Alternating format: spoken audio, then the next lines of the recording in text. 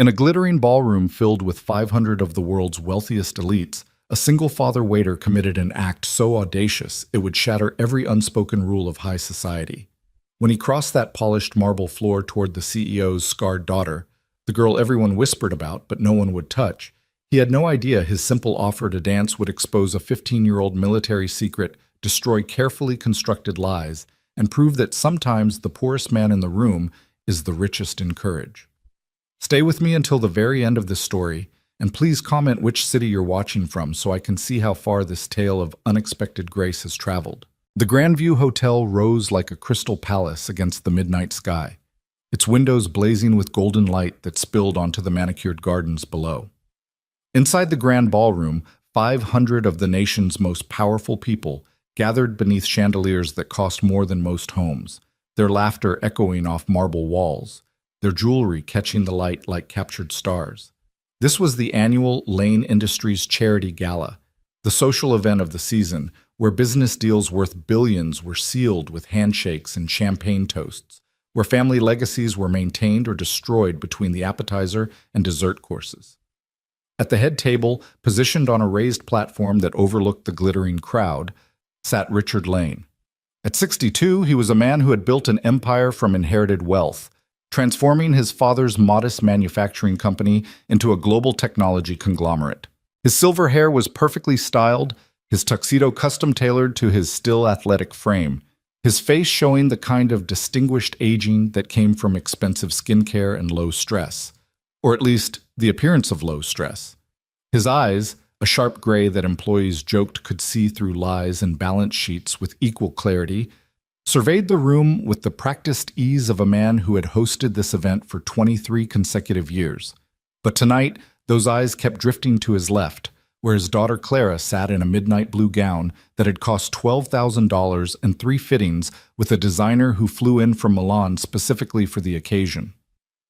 Clara Lane was 26 years old, and she was drowning in plain sight. She sat with her spine straight, her hands folded in her lap, her face turned slightly to the left, always to the left, positioning the unscarred side toward the crowd. Her dark hair had been arranged by a stylist into an elegant updo that had taken 2 hours to complete, with delicate tendrils framing the right side of her face in what the stylist had called a softening technique. The makeup artist had spent 40 minutes applying specialized foundation and concealer to the left side of her face, using techniques usually reserved for models and actresses, working with products that cost more per ounce than gold. But no amount of makeup could fully hide the scar. It ran from her left temple down across her cheekbone, branching slightly near her jaw like a lightning bolt frozen in flesh. The skin was puckered and discolored, shiny in places where it had healed too tight, rough in others where tissue had formed unevenly. It pulled at the corner of her eye slightly, giving her an expression that some people mistook for anger or sadness, even when she felt neither.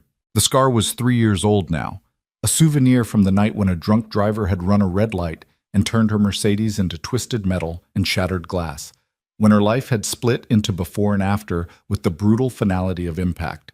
She had survived. Her college roommate, who had been driving, had not. That fact sat in Clara's chest every day like a stone she couldn't cough up, couldn't swallow, couldn't ignore. Around her, the gala continued its glittering performance. The orchestra, a 15-piece ensemble flown in from New York, played selections from a carefully curated playlist designed to be elegant without being boring, sophisticated without being pretentious. Waiters in crisp uniforms moved through the crowd with practiced invisibility, carrying trays of champagne and crystal flutes and hors d'oeuvres that were more art than food. Conversations hummed and buzzed, punctuated by bursts of laughter that sounded rehearsed, performative, designed to be seen as much as heard. Near the bar, a massive structure of polished mahogany and gleaming brass that ran the length of the western wall, a group of young men had gathered. They were the sons of Richard Lane's business partners and competitors, young men in their late 20s and early 30s who had inherited their father's wealth and sense of entitlement without inheriting any of the work ethic or humility that might have made them bearable human beings. They wore their tuxedos with the casual arrogance of people who had never known what it meant to rent clothing, who had never had to check a price tag, who had never been told no by anyone who mattered. Marcus Drummond stood at the center of the group, holding a glass of bourbon that probably cost more than the waiter's weekly salary. He was 31, handsome in the way that expensive gyms and good genetics could make a person handsome, with the kind of smile that made board members nervous and assistants update their resumes. His father owned a chain of luxury hotels across 3 continents, and Marcus had been groomed since childhood to take over the empire with the same enthusiasm one might show for inheriting a dentist's office. He was also, at this particular moment, staring at Clara Lane with an expression that made Richard's hands tighten around his champagne glass. "God, look at her," Marcus said, his voice carrying just far enough to be heard by his friends, but not quite far enough to reach the head table, though he didn't seem particularly concerned either way. "Lane's daughter used to be hot, remember, before the accident." Tyler Preston, heir to a pharmaceutical fortune and Marcus's best friend since boarding school, snickered into his drink. "Dude, I remember. She was in my sister's year at Princeton. Total knockout. Now look at her. Sits there like a gargoyle, probably hasn't smiled since the crash. Can you blame her?" This from Jameson Blackwell, whose venture capital firm had made him a billionaire at 28 despite having never actually built or created anything of value. I mean, who'd want to look at that every morning in the mirror? The laughter that followed was quiet but cruel. The kind of laughter that draws power from shared meanness, from the knowledge that you're part of an exclusive club that gets to decide who deserves dignity and who doesn't. Marcus took another sip of bourbon, his eyes still on Clara. "You know the saddest part? Old Man Lane keeps bringing her to these things like someone's actually going to ask her to dance, like Prince Charming's going to swoop in and fall in love with the monster." He said the last word with exaggerated emphasis, and Tyler nearly choked on his champagne trying to suppress his laughter. "Someone should tell him," Jameson added, "that fairy tales aren't real. Beauty and the Beast doesn't work when beauty becomes the beast." More laughter, louder now. At the head table, Richard Lane heard every word. His jaw clenched so tightly that a small muscle jumped in his cheek. His hands, which had negotiated billion-dollar mergers without trembling, shook slightly as he set down his champagne glass. But he didn't move, didn't stand, didn't cross the ballroom floor to tell those entitled children exactly what he thought of them, because he knew that would only make things worse for Clara. And Clara, because she had been living with this for 3 years now, had developed the kind of hearing that trauma victims develop, selective, hypersensitive to threats. She heard the words monster and gargoyle as clearly as if they'd been shouted. Her shoulders tensed. Her breathing became shallow. Her hands, folded so carefully in her lap, began to tremble. She had promised her father she would come tonight, had promised she would try, had promised she would be brave, but brave was so much harder than people who'd never needed it understood. Across the ballroom, on the opposite end of the social spectrum, Ben Harper moved through the crowd with the practiced efficiency of someone who had learned to be invisible. At 36, he had the kind of face that blended into backgrounds, not unattractive, but not memorable either. His features were ordinary: brown eyes, straight nose, square jaw covered in perpetual 5 o'clock shadow no matter how recently he'd shaved. His dark hair was cut short and starting to show gray at the temples. His hands were calloused, scarred, the hands of someone who'd worked for everything he had. The waiter's uniform he wore, black pants, white shirt, black vest, black tie, had been provided by the catering company that staffed the Lane Industries gala every year. It wasn't quite the right size. The vest pulled slightly across his shoulders, which were broader than average, built by years of military service and physical labor. The pants were a fraction too short, showing slightly more ankle than was fashionable. But he wore it with dignity, moving through the glittering crowd with his head up, his posture straight, serving champagne and collecting empty glasses with the kind of quiet competence that the best service workers possess. He had been working the gala circuit for 6 months now, picking up shifts through the catering company whenever they called, adding to the patchwork income he cobbled together from 3 part-time jobs. During the day, he worked construction.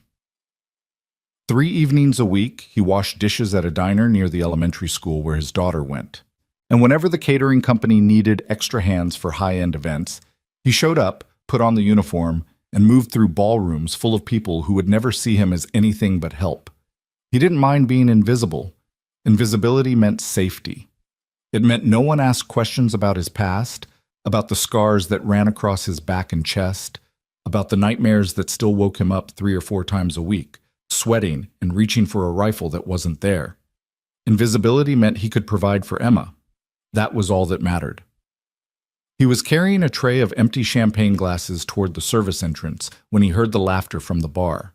Something about the quality of it, the edge of cruelty, the performative meanness, made him pause. He'd heard that kind of laughter before, in different contexts. In high school, directed at the kid who wore the same pants 3 days in a row because his family couldn't afford more. In boot camp, directed at the recruit who couldn't keep up on the obstacle course. In combat, directed at nothing and everything, the kind of laughter that happened when fear had nowhere else to go. He didn't mean to eavesdrop, but Marcus Drummond's voice carried, especially when he wanted it to. Seriously though, who would dance with that? You'd have to be desperate or blind. Ben's hands tightened on the tray. Tyler Preston's response was equally audible. Maybe they should hire someone. You know, like those rent-a-date services. Except this would be rent-a-pity dance. Lane could afford it. The laughter that followed made something cold and sharp settle in Ben's chest. He turned, slowly, and followed the direction of their gazes across the ballroom to the head table, to the young woman sitting alone in the midnight blue gown, her face turned away from the crowd, her shoulders drawn up as if she were trying to physically shrink into herself. Even from across the room, he could see the scar, could see the careful way her hair had been arranged to minimize it, could see the slight pull at the corner of her eye, the discoloration of the skin. And he could see something else that the young men at the bar had either missed or didn't care about, the way her hands trembled in her lap, the shallow rise and fall of her breathing, the particular stillness of someone who was holding themselves together by force of will alone. He knew that stillness, had worn it himself years ago when he'd come back from Kandahar with burns covering 30% of his body, when he'd stood at his wife's funeral and felt every eye in the church on his bandaged face and hands, when he'd heard the whispers about whether he'd be able to care for baby Emma, whether it would be better if social services stepped in. He knew what it felt like to be looked at and found wanting, to be reduced to your wounds, to become invisible in the worst way, not because people didn't see you, but because they saw only the parts of you that were broken and decided that was all there was. The tray in his hand suddenly felt unbearably heavy. He looked at Clara Lane, really looked at her, and something in his chest cracked open, some wall he'd built to protect himself from caring too much about other people's pain. Because he recognized her. Not her face, not her name, not her wealth or privilege, or any of the external markers that made her Clara Lane, daughter of billionaire CEO Richard Lane. He recognized her loneliness. And loneliness, he had learned, was the great equalizer. It didn't care about your bank account or your zip code, or whether you wore designer gowns or secondhand uniforms. It just sat in your chest like a stone and waited for you to either make peace with it or drown under its weight. "Harper, you daydreaming?" The sharp voice belonged to Gerald, the head of the catering staff, a perpetually stressed man in his 50s who ran the events with military precision and had no patience for wool gathering. "Those glasses don't walk themselves to the kitchen," Ben jerked back to awareness. "Sorry, on it." He carried the tray toward the service entrance, deposited the glasses in the industrial dishwasher, and returned to the ballroom. The orchestra had shifted to a new song, something slow and romantic, and several couples had moved to the dance floor, older couples mostly, married for decades, moving through the steps with the kind of practiced ease that came from years of similar events. Near the bar, Marcus and his friends were still watching Clara, still making comments that Ben couldn't quite hear, but could easily imagine. And at the head table, Richard Lane sat with his hands clenched around his champagne glass, looking like a man being slowly torn apart. Ben picked up a fresh tray of champagne and began moving through the crowd again. His route took him past the head table, close enough to see Clara's face and profile, close enough to see the glisten of moisture at the corner of her eye that she was desperately trying to blink away. Something in his chest tightened painfully. He had served at dozens of these galas over the past 6 months, had seen the same patterns play out over and over, the wealthy talking to the wealthy, the powerful consolidating their power, the young heirs and heiresses performing their carefully choreographed social dances while their parents watched and judged and calculated the value of every interaction. He had learned to move through these events without really seeing them, to do his job efficiently and professionally while keeping his thoughts and feelings carefully locked away. But tonight, something was different. Maybe it was the particular cruelty of the young men at the bar. Maybe it was the look on Richard Lane's face, the obvious helplessness of a man who could buy almost anything except his daughter's happiness. Maybe it was just that Ben had reached his limit of watching people suffer when something could be done about it. Or maybe it was simpler than that. Maybe he was just tired of being invisible. He set the tray down on a nearby side table, carefully positioning it so it wouldn't be knocked over. His hands were steady, which surprised him because his heart was pounding hard enough that he could feel his pulse in his throat. He wiped his palms on the sides of his vest, straightened his tie, and took a deep breath. What he was about to do violated every unspoken rule of events like this. Waiters were supposed to be invisible, interchangeable, part of the background. They were supposed to serve and clear and maintain the machinery of the event without ever stepping into the foreground, without ever presuming to be participants rather than facilitators. But Ben Harper had spent 12 years in the military, had survived an explosion that should have killed him, had buried his wife and raised his daughter alone through circumstances that would have broken weaker men. He had learned, through fire and loss, and the kind of suffering that either destroys you or makes you dangerous, that there were moments when the rules mattered less than the right thing. This was one of those moments. He began walking across the ballroom floor, his steps steady despite the fact that his heart was hammering. The crowd parted around him automatically, people stepping aside for the waiter without really seeing him, without registering that he was moving with purpose rather than just circulating with drinks. The distance from where he'd been standing to the head table was perhaps 50 feet. It felt like 50 miles. As he got closer, conversations began to falter. People noticed the waiter walking toward the CEO's daughter, noticed the determined set of his shoulders, noticed that something unusual was happening. The crowd didn't fall silent all at once. It was more gradual than that, a ripple of awareness spreading outward as more people registered the scene unfolding before them. At the bar, Marcus Drummond saw Ben first. He nudged Tyler and pointed, his expression shifting from amusement to curiosity. What the hell is the help doing? By the time Ben reached the head table, at least 100 people were watching. The orchestra, sensing something happening, let the current song trail off into silence, which only made the moment more dramatic, more exposed. Clara didn't see him approaching. She was staring down at her hands, fighting to keep her composure, probably counting seconds until she could reasonably excuse herself and disappear to the bathroom or the garden or anywhere that wasn't here. Richard Lane saw him, though. His eyes tracked Ben's approach with the wariness of a man who'd spent his life watching for threats and opportunities, trying to calculate which category this waiter fell into. Ben stopped in front of Clara, close enough that he could see the delicate embroidery on her gown, close enough to see the careful layers of makeup on the left side of her face, close enough to see that she was maybe 3 seconds away from crying. He cleared his throat softly. Clara's head jerked up, startled. Her eyes, one slightly pulled by the scar tissue but both the same striking blue, met his with an expression of confusion and something else, something that looked like fear. For a long moment, they just looked at each other. Ben saw a young woman who'd been hurt and was still hurting, who was trying so hard to be brave in a room full of people who'd decided she wasn't worth their kindness. Clara saw a waiter, older than her, ordinary-looking, with kind eyes and work-roughened hands, who was standing in front of her when he had absolutely no reason to be there. The ballroom was silent now. Hundreds of people watching, waiting. Ben took a breath, and then he did something that probably violated a dozen protocols and would almost certainly get him fired. He bowed. Not a casual nod, but a real bow, formal and respectful, the kind you'd give to someone who mattered. When he straightened, he looked directly into Clara's eyes and spoke in a voice that was quiet but steady, meant for her but audible to the silent crowd. "Excuse me, miss," he said. "May I have this dance?" The silence that followed was so complete that Ben could hear his own heartbeat, could hear the distant sound of traffic from the street outside, could hear Clara's sharp intake of breath. Her mouth opened slightly, but no words came out.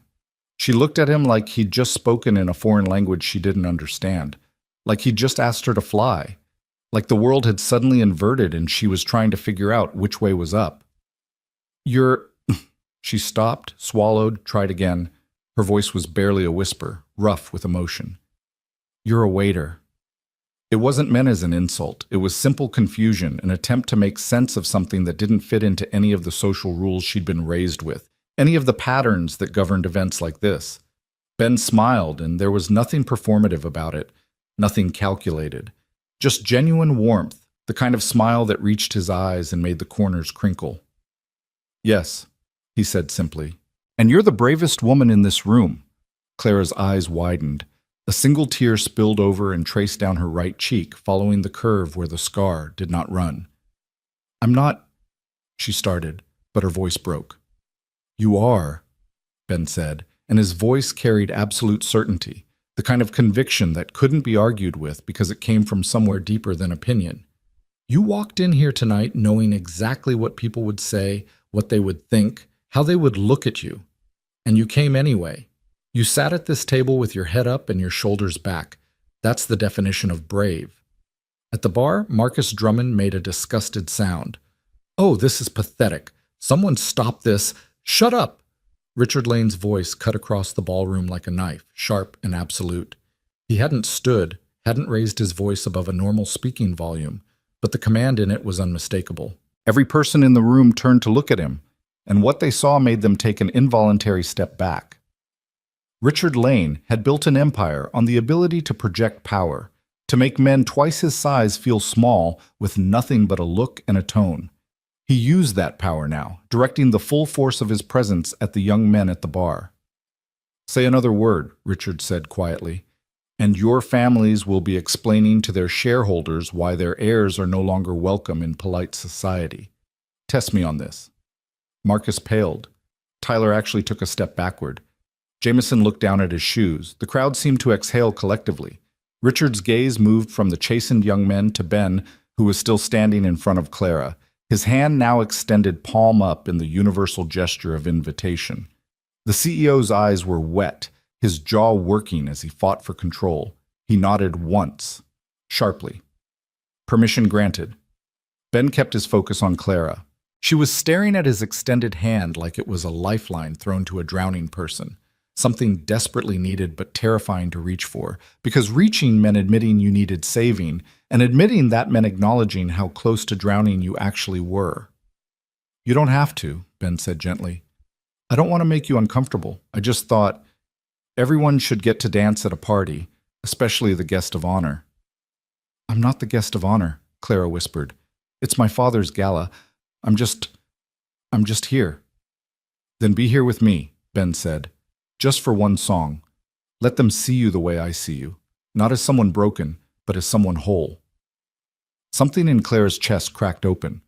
Or maybe it was something that had been cracked for years finally starting to heal. She couldn't tell the difference. Her hand trembled as she lifted it from her lap. The movement felt enormous, momentous, like picking up something impossibly heavy. Her fingers hovered over his palm for a heartbeat, 2, 3. And then she placed her hand in his. His hand closed around hers, warm and calloused and solid, and Clara felt something she hadn't felt in 3 years. Safe. Ben helped her to her feet with the careful courtesy of someone who understood that sometimes the simple act of standing required courage.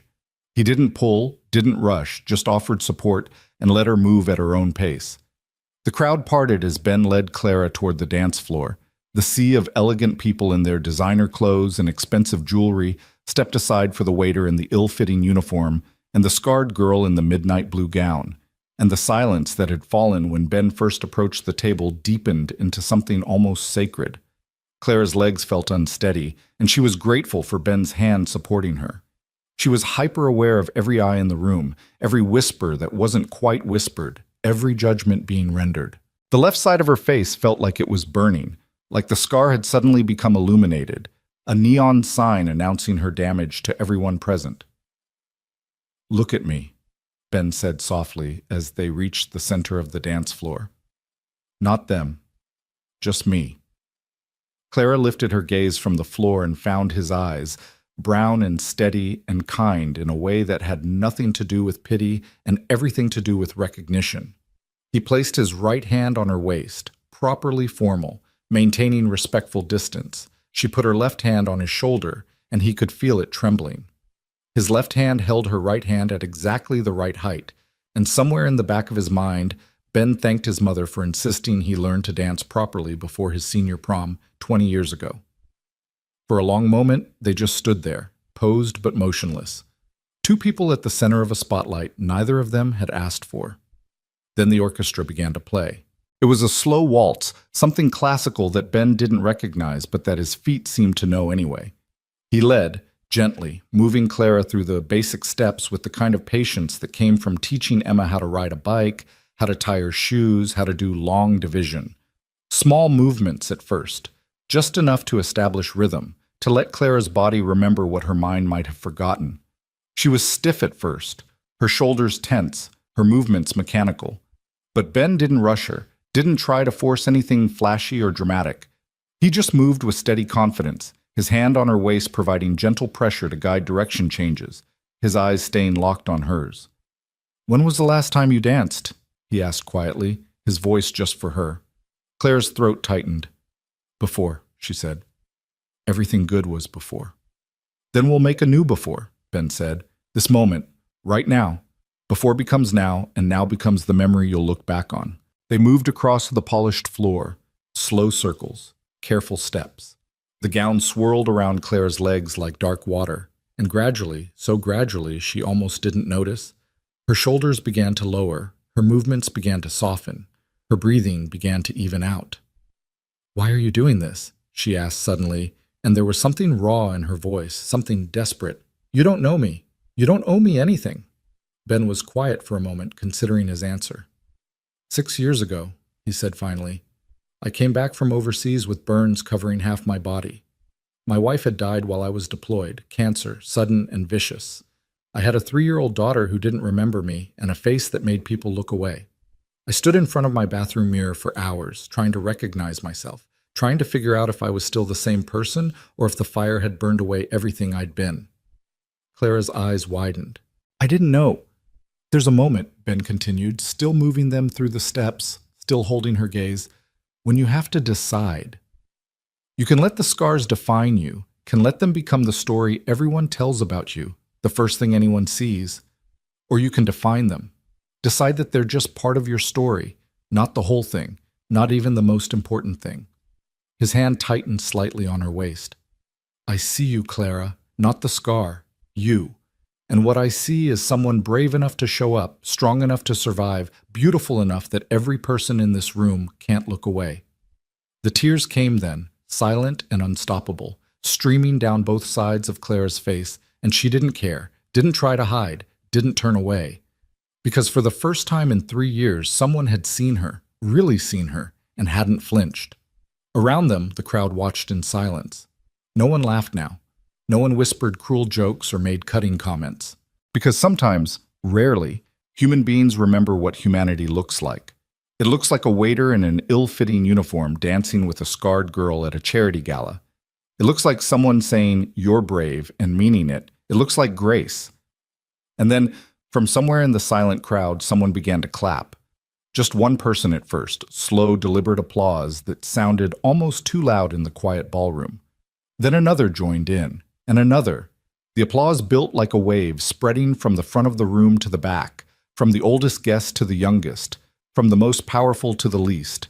Within seconds, the entire ballroom was clapping. Not the polite, scattered applause that had punctuated the evening's speeches and presentations, but real applause, sustained and heartfelt. Clara heard it and couldn't quite believe it. She looked around the ballroom, her eyes wide, taking in the sea of faces that were smiling, genuinely smiling at her, not with pity, not with mockery, with something that looked suspiciously like admiration. "See," Ben said softly. "They see you now, really see you." At the head table, Richard Lane had his hand over his mouth, his shoulders shaking with silent sobs. For 3 years, he had watched his daughter retreat from the world, had seen her light dim, had felt helpless in the face of her pain despite all his wealth and power and influence. And now, because of a waiter he didn't know, whose name he hadn't even asked, she was dancing. His little girl was dancing. The song continued, and Ben and Clara moved through the steps with increasing confidence, her body relaxing into his lead, his hand steady on her waist. Other couples began to join them on the dance floor. Older couples who'd been married for decades, younger couples who'd known each other for weeks, people who'd been sitting alone and suddenly felt brave enough to reach out and ask someone else to dance. The ballroom came alive with movement and music, and at the center of it all, a waiter and a scarred girl danced like they were the only two people in the world. "Thank you," Clara whispered, so quietly that Ben almost didn't hear it over the music. "I don't even know your name, but thank you." "Ben," he said. "Ben Harper." "And you're welcome, Miss Lane." "Clara," she corrected. "Just Clara." He smiled. "Just Clara, then." They were still dancing, still moving through the crowd of couples, when a small voice cut through the music like a bell. "Daddy?" Ben's head whipped around so fast he nearly lost his balance. His heart, which had been beating fast from nerves and adrenaline, suddenly kicked into overdrive for an entirely different reason. Because there, standing in the doorway of the ballroom in her pink dress and light-up sneakers, clutching a piece of paper in one hand and looking around the glittering crowd with wide eyes, was Emma, his 9-year-old daughter who was supposed to be at home with the babysitter. "Emma?" Ben's voice came out strangled. "What are you? How did you?" But Emma had already spotted him. Her face lit up with pure joy, and she took off running across the ballroom floor, her sneakers lighting up with every step, completely oblivious to the fact that she was disrupting a formal gala attended by 500 of the country's wealthiest people. Ben released Clara's waist, but kept hold of her hand as he dropped to one knee to catch Emma as she crashed into him with the full-body enthusiasm that 9-year-olds brought to everything they did. "Daddy, I saw you dancing!" Emma's voice carried across the ballroom, high and excited and utterly unconcerned with social propriety.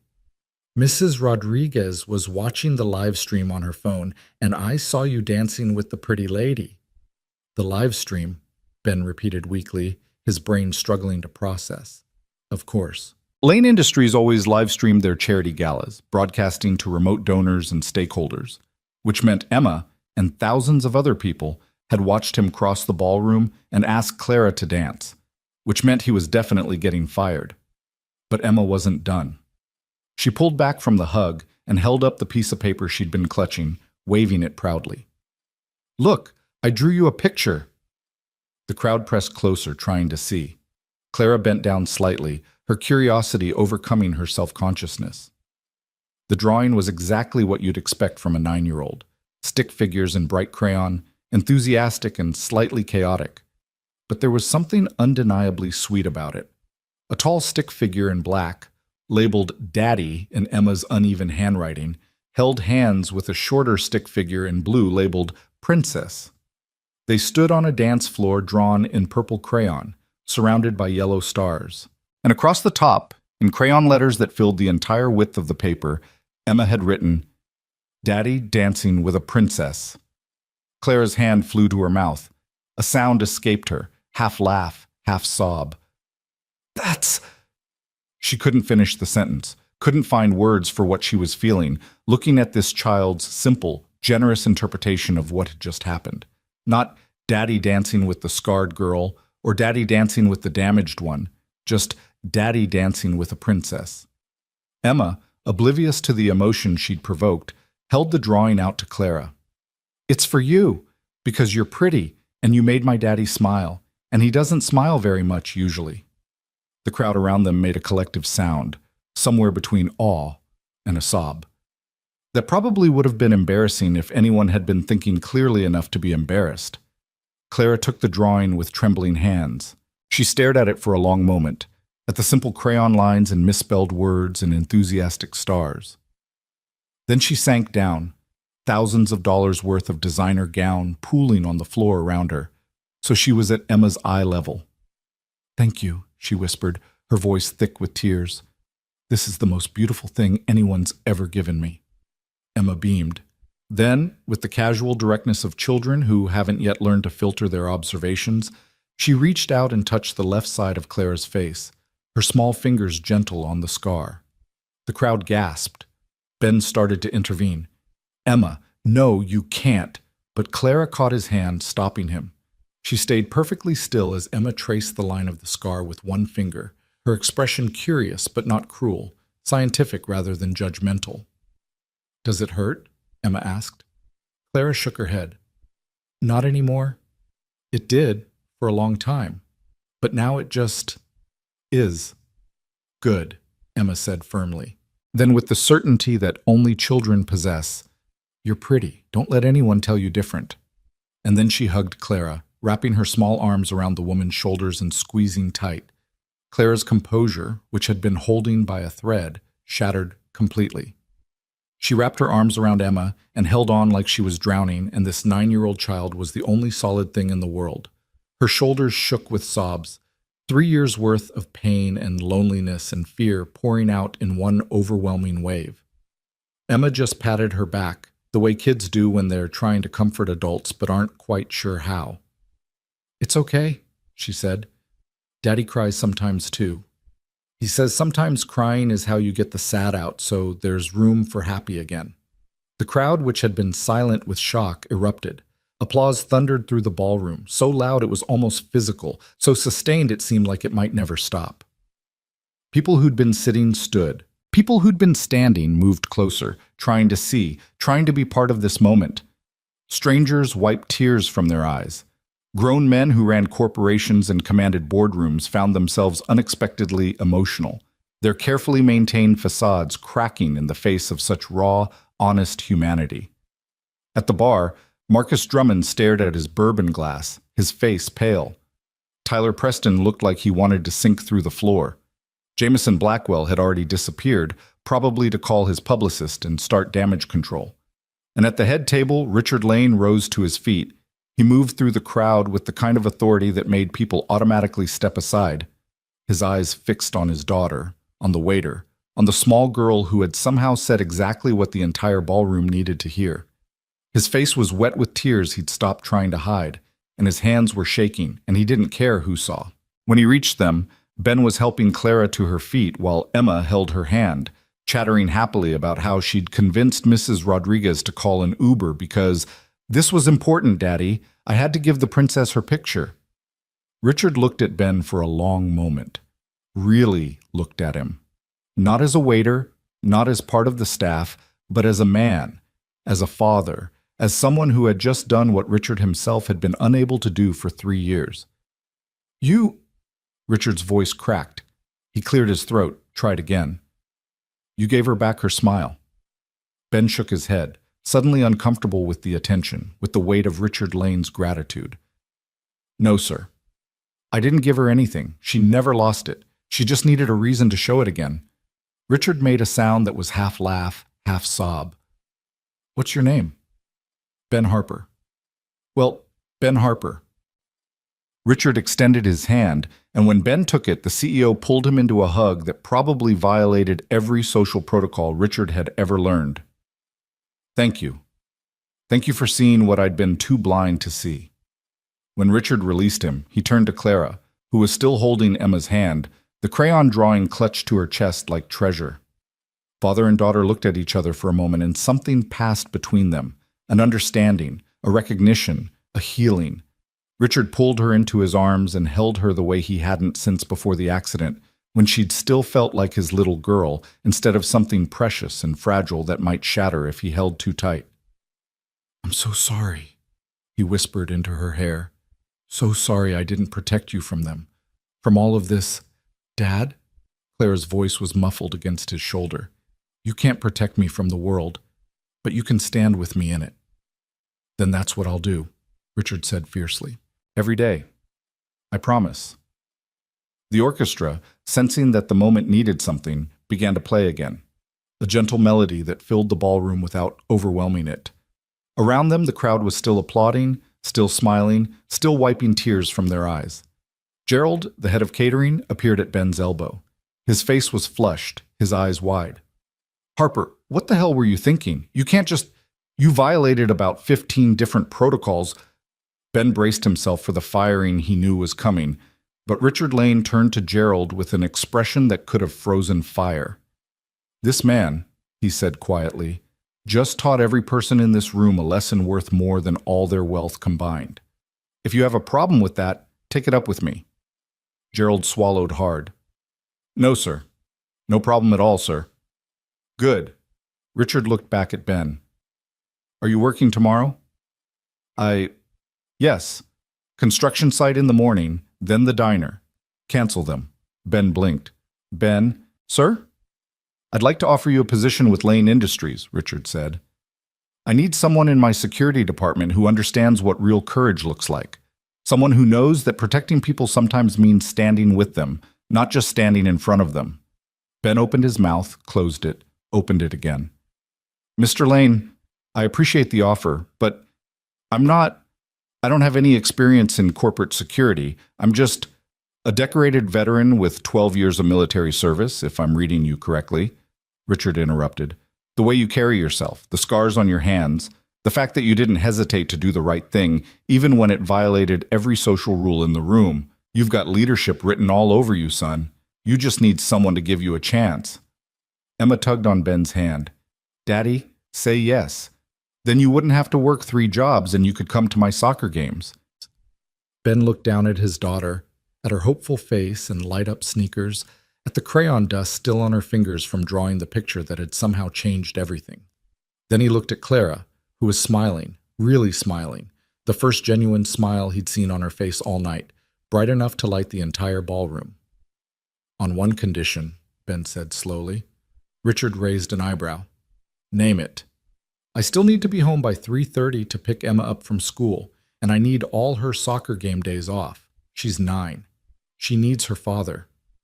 Richard's expression softened. Done. Anything else? Ben hesitated, then gestured to Clara. She needs security too. Not just physical security. She needs someone who understands that the real threat isn't outside trying to get in. It's inside these rooms, hiding behind expensive suits and trust funds. She needs someone who'll stand with her, not just guard her. Clara's eyes widened. You do that? You deserve to feel safe, Ben said simply. Everyone does. Richard looked between his daughter and the waiter who'd somehow become the most important person in the room in the space of one dance. He nodded slowly. Then that's the job. You'll work primarily with Clara, help her navigate events like this, He paused, searching for the right words. Be the person who makes sure she never has to sit alone again.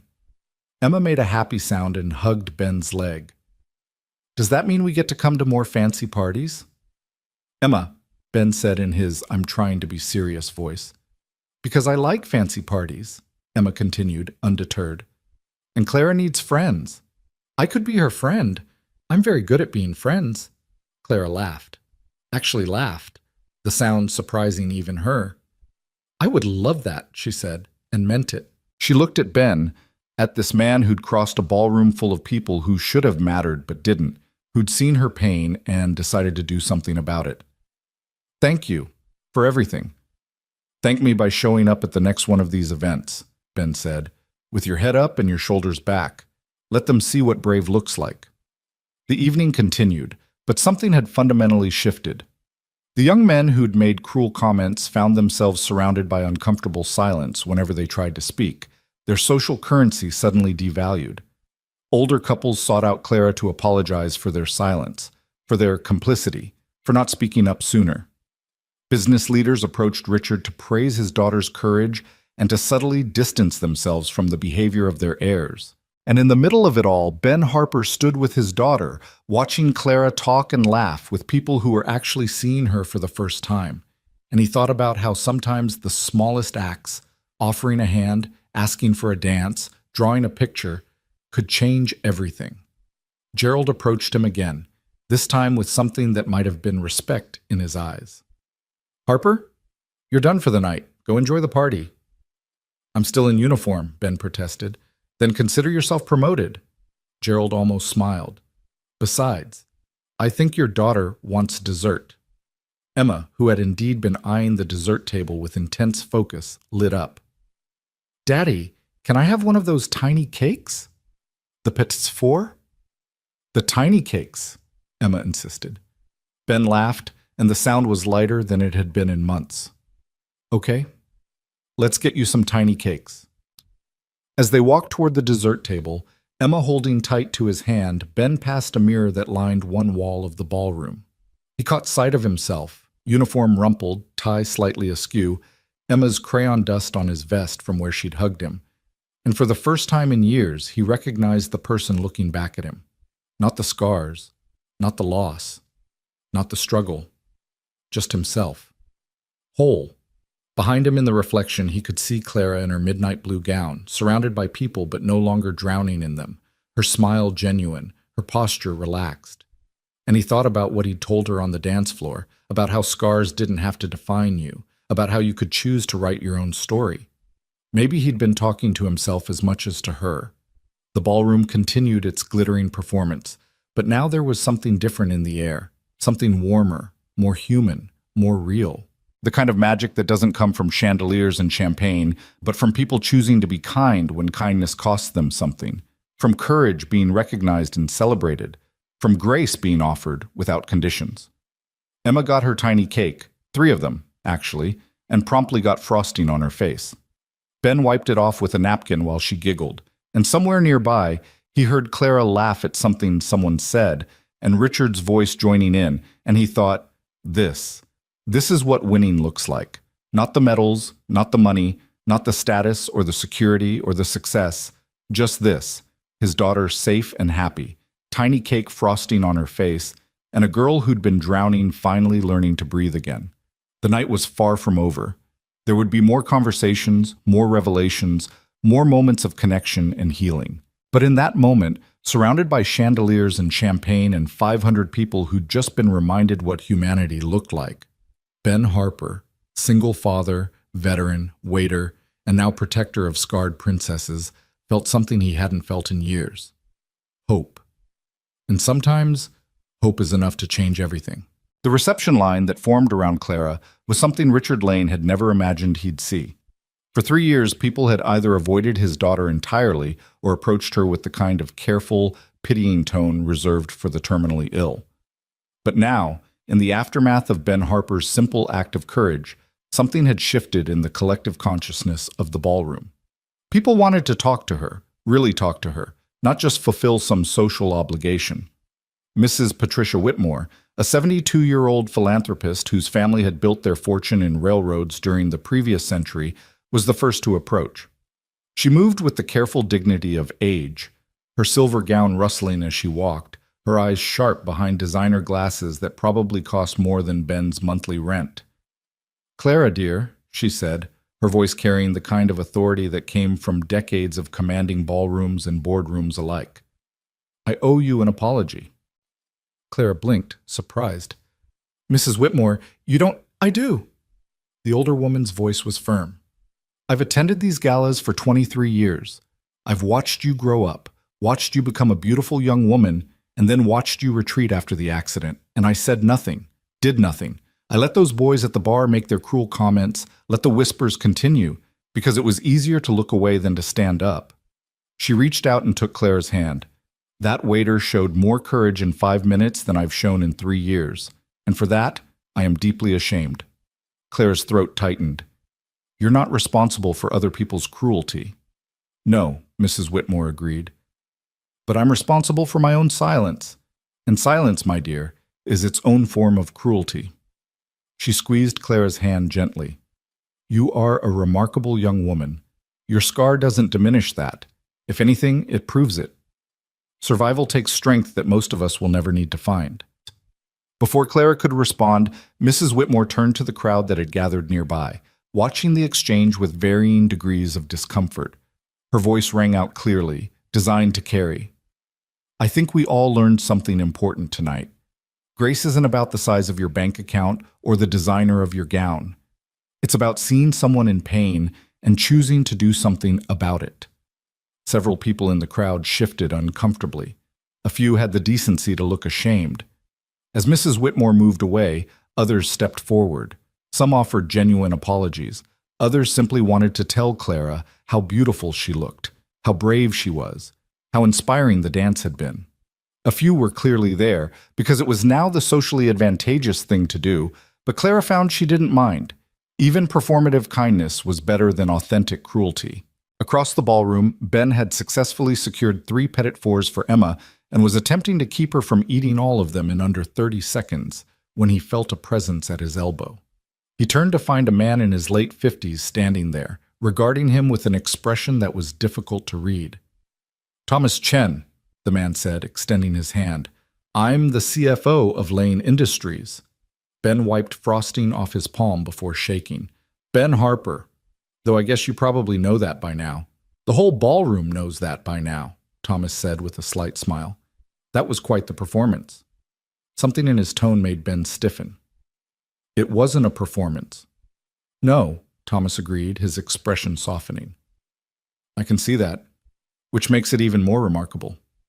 He glanced at Emma, who was attempting to eat her second petit four in the most inefficient way possible, getting frosting on her nose, cheeks, and somehow her forehead. "Your daughter?" "Emma. She's 9, and she's supposed to be at home with a babysitter, but apparently she has her own ideas about where she should be." Emma looked up at the mention of her name, smiled at Thomas with frosting-covered teeth, and went back to her cake. Thomas laughed, a genuine sound that made the corners of his eyes crinkle. "My daughter was the same way at that age, convinced she knew better than everyone else.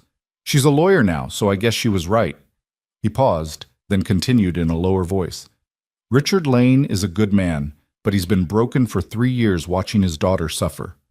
What you did tonight, asking her to dance, treating her like a person instead of a tragedy, that's going to matter more than you realize." "I just did what anyone should have done," Ben said uncomfortably. "But no one else did," Thomas pointed out. "That's the difference between should and is. You saw a problem and fixed it. In my experience, people who do that are rare and valuable." Before Ben could respond, Emma tugged on his sleeve. "Daddy, that lady is crying." Ben followed her gaze across the ballroom to where a woman in her 40s stood near one of the tall windows, wiping tears from her face while trying to maintain composure. She was well dressed, but not extravagantly so, and there was something about the way she stood, slightly apart from the crowd, watching Clara with an intensity that went beyond casual interest, that made Ben's trained instincts prickle. "Excuse me," he said to Thomas, then made his way toward the woman, Emma's hand in his. As he approached, the woman seemed to sense his presence. She turned, and Ben saw that her eyes were red from crying, her mascara slightly smudged despite her obvious attempts to repair it. "I'm sorry," she said immediately, her voice thick. "I'm making a scene. I should probably go." "You're not making a scene," Ben said gently. "Are you all right?" The woman laughed, but there was no humor in it. "That's a complicated question." She looked past him to where Clara was still surrounded by well-wishers. "I had a daughter, Sarah. She was Clara's age, beautiful, smart, full of life." Her voice broke slightly. "She died in a car accident 5 years ago. Single vehicle collision on the highway. The investigators said she fell asleep at the wheel." Ben's chest tightened. "I'm so sorry." "She had a scar," the woman continued, seeming to need to tell the story now that she'd started. "Not as visible as Clara's, but it was there. A long line down her arm from when she fell out of a tree as a child. She used to hate it, would wear long sleeves even in summer to hide it." Tears spilled down her cheeks. "After she died, I'd give anything to see that scar again, to see any part of her again." Emma, with the directness of children, asked, "What was your daughter's name?" "Sarah Michelle Porter," the woman said, and there was such love in the way she said it that Ben felt his own eyes sting. "That's a pretty name," Emma said seriously. "I bet she was nice." "She was," Sarah's mother said, smiling through tears. "She was extraordinary." She looked back at Clara. "When that young man asked her to dance, when she stood up and let everyone see her, scar and all, I realized something. My daughter never got that chance. Never got to reclaim her body, her scars, her story. But Clara did. And watching it happen felt like," she struggled for words, "like maybe all the beautiful, scarred, surviving daughters in the world got a little bit braver tonight." Ben didn't know what to say to that. Didn't know how to respond to grief that deep and enduring. So he did what Emma had taught him was sometimes the right thing. He just stood there and bore witness to it. Let this grieving mother tell her story without trying to fix it or minimize it or make it easier to hear. "Thank you," Sarah's mother said after a moment, "for what you did tonight, for seeing her, for all of them." As she walked away, Emma squeezed Ben's hand. "Daddy, is she going to be okay?" "Eventually," Ben said, hoping it was true. Sometimes people just need time. The evening progressed, and the energy in the ballroom continued to shift and evolve. The orchestra played, couples danced, conversations flowed from table to table like water finding its level. But underneath the surface normalcy, something fundamental had changed. People looked at each other differently now, spoke to each other with less performance and more authenticity. The cruel edge that had characterized the early part of the evening had been blunted, replaced by something that felt almost like community. Near the bar, now significantly less crowded than before, Marcus Drummond sat alone, nursing his third bourbon and feeling the weight of every eye that refused to meet his. His phone had already started buzzing with text messages from his father, who had apparently been watching the live stream from his hotel in Dubai and was extremely interested in discussing his son's behavior at the earliest possible opportunity. Tyler and Jameson had both disappeared, probably to begin their own damage control efforts, leaving Marcus alone with his rapidly deteriorating social standing. He watched Clara laugh at something someone said, watched her father stand beside her with obvious pride, watched the waiter, Ben Harper apparently, being treated like an honored guest instead of staff. And Marcus felt something he wasn't accustomed to feeling, shame. He'd spent his entire life operating under the assumption that wealth and status gave him certain privileges, certain rights, the right to say what he wanted without consequences, the right to judge others without being judged himself, the right to be cruel if it was entertaining, to mock if it was funny, to diminish others if it made him feel larger. But watching Clara dance had stripped away that assumption like cheap paint, because in that moment, she had been more dignified, more graceful, more worthy of respect than he had ever been in his entire privileged life. And everyone in the ballroom had seen it.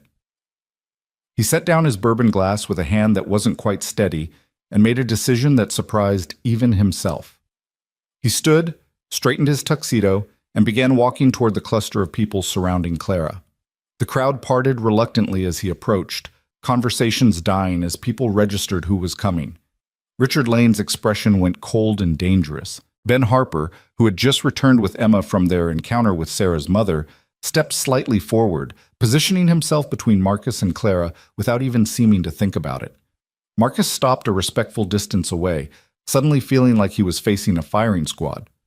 "Miss Lane," he said, and his voice came out rougher than intended. "Could I speak with you for a moment?" Clara's smile faded, her shoulders tensed. "I don't think we have anything to discuss." "We don't," Marcus agreed, "but I have something to say anyway, and I'd appreciate it if you'd let me say it." Richard moved to intervene, but Clara put a hand on her father's arm, stopping him. "It's okay, Dad." She looked at Marcus with an expression that held no warmth but also no fear. "Go ahead." Marcus swallowed hard. This would have been easier with a prepared speech, with time to craft the perfect words. But sometimes the right words were the honest ones, even when honesty was uncomfortable. "I said terrible things about you tonight," he began. "Cruel, inexcusable things. Not just tonight, actually. I've said them before, at other events, to other people. I treated you like you were less than human because of your scar, like that one thing erased everything else about you." He forced himself to maintain eye contact, forced himself not to look away. "There's no excuse for that, no justification. I was raised better, but I didn't act better, and that's on me." The ballroom had gone silent again, everyone straining to hear this unexpected confession. "I don't expect you to forgive me," Marcus continued. "I'm not asking you to. I just wanted you to know that I was wrong, completely, utterly wrong. And watching you dance tonight, watching you be brave when I've never had to be brave a day in my life, made me realize what a small, pathetic person I've been." His voice cracked slightly. "You deserve better. You've always deserved better." Clara studied him for a long moment, her expression unreadable. When she finally spoke, her voice was quiet but clear. "Do you know what the worst part is? It's not the words. Words hurt, but I could handle words. The worst part is the silence. All the people who heard you say those things and said nothing, did nothing, just let it happen because it was easier than speaking up." Marcus flinched as if she'd slapped him. "I don't forgive you," Clara continued. "Maybe someday I will, but not tonight. Tonight I'm still too angry, and I have a right to be angry. What I will say is this. If you mean what you're saying, If this is real and not just damage control, then do better. Not just with me, but with everyone. Be the person you should have been instead of the person you chose to be. Marcus nodded, his throat too tight for words. He started to turn away, then paused. For what it's worth, that waiter is right. You are brave. Braver than any of us.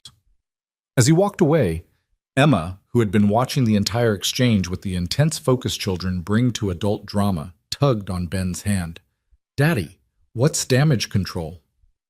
It's what people do when they've made a mess and are trying to clean it up, Ben explained. Did he make a mess? A big one. Is he going to clean it up? Ben watched Marcus's retreating back, saw the slump in his shoulders, the defeat in his posture. I don't know, honey. I hope so. The incident had cast a slight pall over the gathering, but it lifted quickly as people returned to their conversations and the orchestra struck up a new song. Clara found herself surrounded again, this time by a group of young women near her age who wanted to talk about everything from fashion to career aspirations to the best way to handle public scrutiny. It was the kind of normal, casual conversation she hadn't had in years, and she soaked it in like someone dying of thirst. Richard took advantage of his daughter's distraction to pull Ben aside, gesturing toward a quieter corner of the ballroom near one of the tall windows that overlooked the hotel gardens.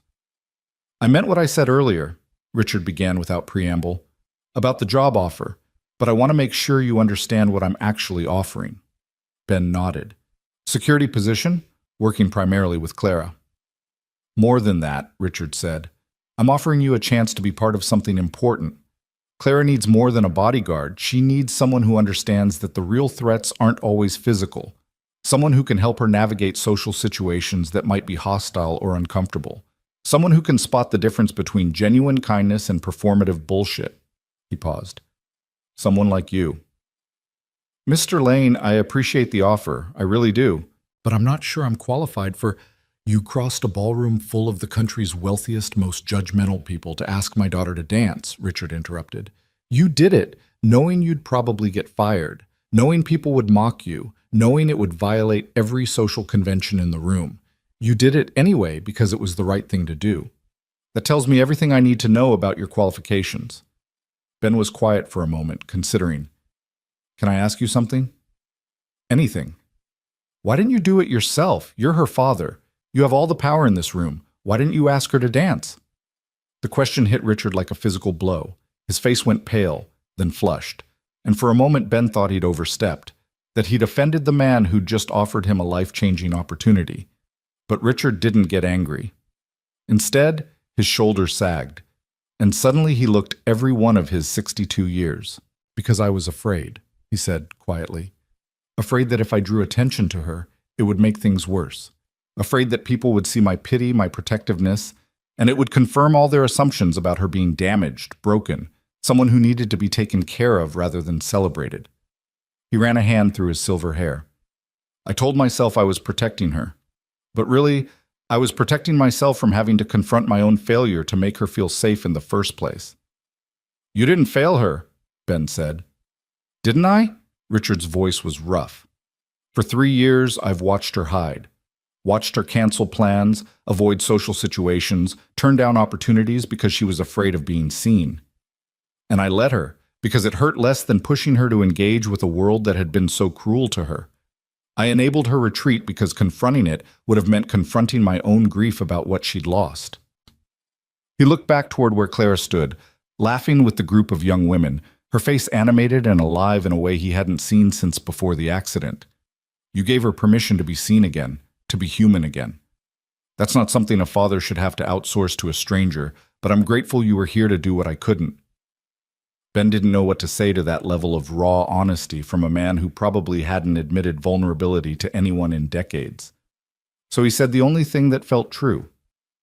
She's remarkable. She always was. The scar doesn't change that. No, Richard agreed, but sometimes it takes an outside perspective to see what's been there all along. They stood in silence for a moment, watching the ballroom, watching Clara, watching Emma attempt to teach another little girl the proper way to eat petit four. The evening had taken on a dreamlike quality, as if they'd all stepped through a mirror into a slightly different version of the world, one where grace and courage mattered more than wealth and status. Thomas Chen approached, a serious expression on his face. Richard, we have a situation. Richard's businessman instincts kicked in immediately. What kind of situation? The good kind, actually. The live stream of the gala is blowing up on social media. The video of Ben asking Clara to dance has been shared over 1 million times in the last hour. People are calling it the most beautiful thing they've seen all year. There's a hashtag trending, #DanceWithCourage, and it's #1 in the country right now. Ben felt his stomach drop. 1 million times? More like 3 million now, Thomas corrected, checking his phone. And climbing. The comments are overwhelmingly positive. People talking about their own scars, their own struggles with visibility and acceptance, their own moments of choosing courage over comfort. This is resonating on a level I don't think any of us anticipated. Richard looked at Ben with an expression that was part concern, part excitement. How do you feel about being famous? Strongly against it, Ben said immediately. I have a daughter to protect. I don't want press following us around, people recognizing me on the street, any of that. Too late, Thomas said, not unkindly. You're already being identified. Someone found your military records. Looks like you're a decorated veteran. Purple Heart, Bronze Star, Combat Infantry Badge. The narrative is basically writing itself. Wounded warrior asks scarred heiress to dance, teaches billionaire ballroom about grace. Ben closed his eyes, feeling the weight of unwanted attention settling on his shoulders, like a heavy coat. This is going to complicate everything. Not necessarily, Richard said thoughtfully. We can control the narrative, limit your exposure, make sure your privacy and Emma's privacy are protected. But Thomas is right. This story is out there now, and trying to suppress it would only make it bigger. Better to shape it into something useful. Useful for what? For change, Richard said simply. Clara's been hiding for 3 years because the world made her feel like she had to. But tonight showed that when people see real courage, real grace, they respond to it. What if we could use this moment, this attention, to start a conversation about how we treat people with visible differences? About the cruelty of casual mockery, the importance of choosing kindness, the beauty of survival? Ben looked at Clara, who had just noticed the commotion and was making her way toward them with a questioning expression. That should be her choice, not mine. Agreed, Richard said. But I wanted you to know what we're dealing with before we talk to her about it. Clara arrived, Emma trailing behind her like a small pink shadow. What's going on? You all look way too serious for a party. Thomas explained about the live stream, the social media response, the hashtag. With each revelation, Claire's expression shifted from confusion to surprise to something that might have been cautious hope. 3 million people watched us dance, she said faintly. And counting, Thomas confirmed. The production company that handles our live stream says they've never seen engagement numbers like this. People are sharing their own stories, talking about their own scars, physical and emotional. It's become a movement almost overnight. Clara sank into a nearby chair, her midnight blue gown pooling around her. She looked at Ben with an expression he couldn't quite read. I don't know if I'm ready for this. For everyone to see me, to talk about me, to make assumptions about my life based on one dance. You don't have to do anything, Ben said firmly. You don't owe anyone your story, your pain, your survival. That's yours to keep or share as you choose. Emma, who had been uncharacteristically quiet, climbed into Clara's lap without asking permission, apparently deciding that this woman needed a hug, and Emma was going to provide it. Clara's arms came up automatically to hold her, and something in her expression softened. My mom died when I was 3, Emma said matter-of-factly. Daddy says she was brave and beautiful and strong. He says she fought really hard to stay, but sometimes you can't stay even when you want to. He says the bravest thing you can do is keep living even when living is hard. Clara's eyes filled with tears. She looked at Ben over Emma's head. You told her that? She asks about her mother sometimes, Ben said quietly. I try to give her answers that are honest, but not too heavy for a 9-year-old to carry. My friend Jessie's sister has a birthmark on her face, Emma continued, apparently on a roll now. Some kids are mean about it. They call her names and won't sit with her at lunch. I told Jessie that her sister is pretty and those kids are just scared. Scared of what? Clara asked. Scared of being different, Emma said, with the wisdom of someone who'd clearly thought about this a lot. Daddy says people are mean to different because different reminds them that they're not as special as they think they are. He says being kind to different is how you prove you're actually special. Richard made a sound that was half laugh, half sob. This kid should teach philosophy. She's 9, Ben said, but there was pride in his voice. And apparently wiser than most adults, Clara said. She hugged Emma tighter, then looked up at her father and Thomas. If we're going to do this, if we're going to use this attention for something good, we do it honestly. No sanitized version, no corporate messaging, no turning my pain into a marketing opportunity. We tell the truth, that cruelty is common and courage is rare, but both are choices. And we make it clear that one dance doesn't fix 3 years of trauma, doesn't erase the damage, doesn't make everything okay. But it's a start, Ben added quietly. Clara met his eyes and nodded. But it's a start. The rest of the evening passed in a blur of conversations and decisions and plans.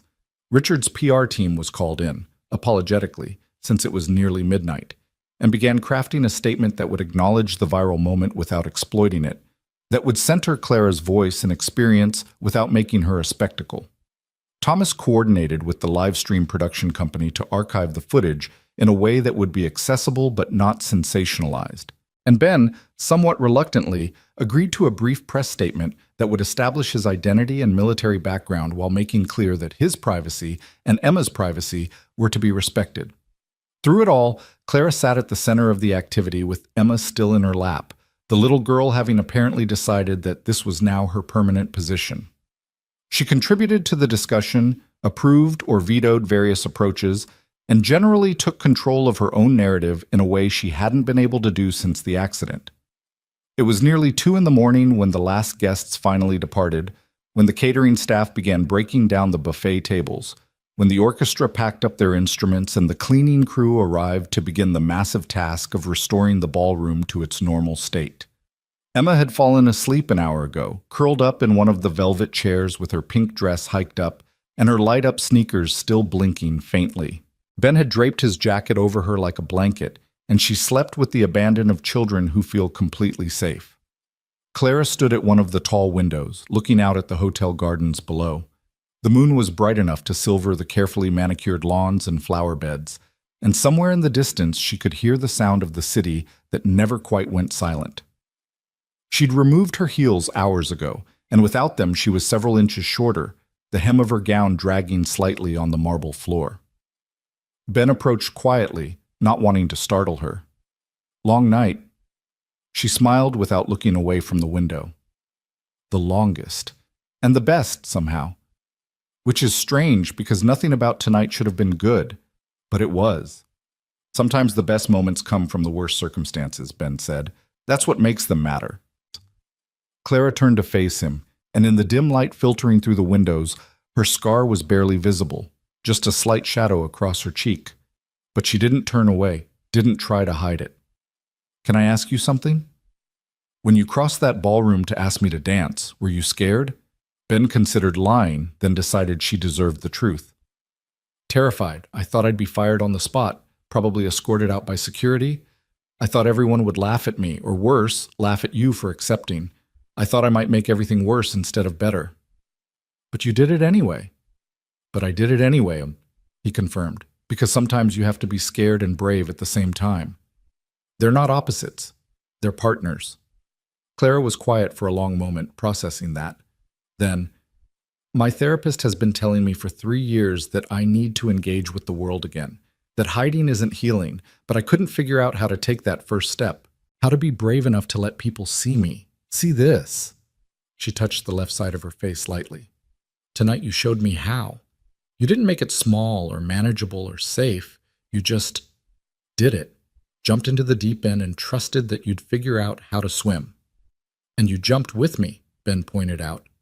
That's the brave part. I offered a hand, but you had to choose to take it. Scared and brave at the same time, Claire repeated softly. I like that better than the version where you're supposed to stop being scared before you can be brave. Richard appeared from wherever he'd been coordinating the end-of-evening details, looking exhausted but more at peace than Ben had yet seen him. Car's ready when you are.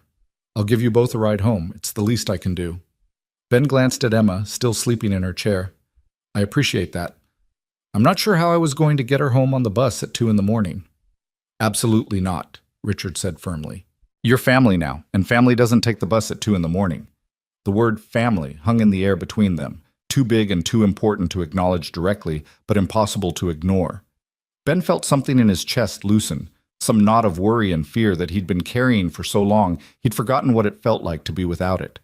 He crossed to Emma and scooped her up carefully, jacket and all. She mumbled something incomprehensible and burrowed her face into his shoulder, not quite waking. Her light-up sneakers had finally run out of battery, and they hung limp and dark against his side. The four of them, Richard, Clara, Ben carrying Emma, made their way through the now quiet ballroom toward the service exit.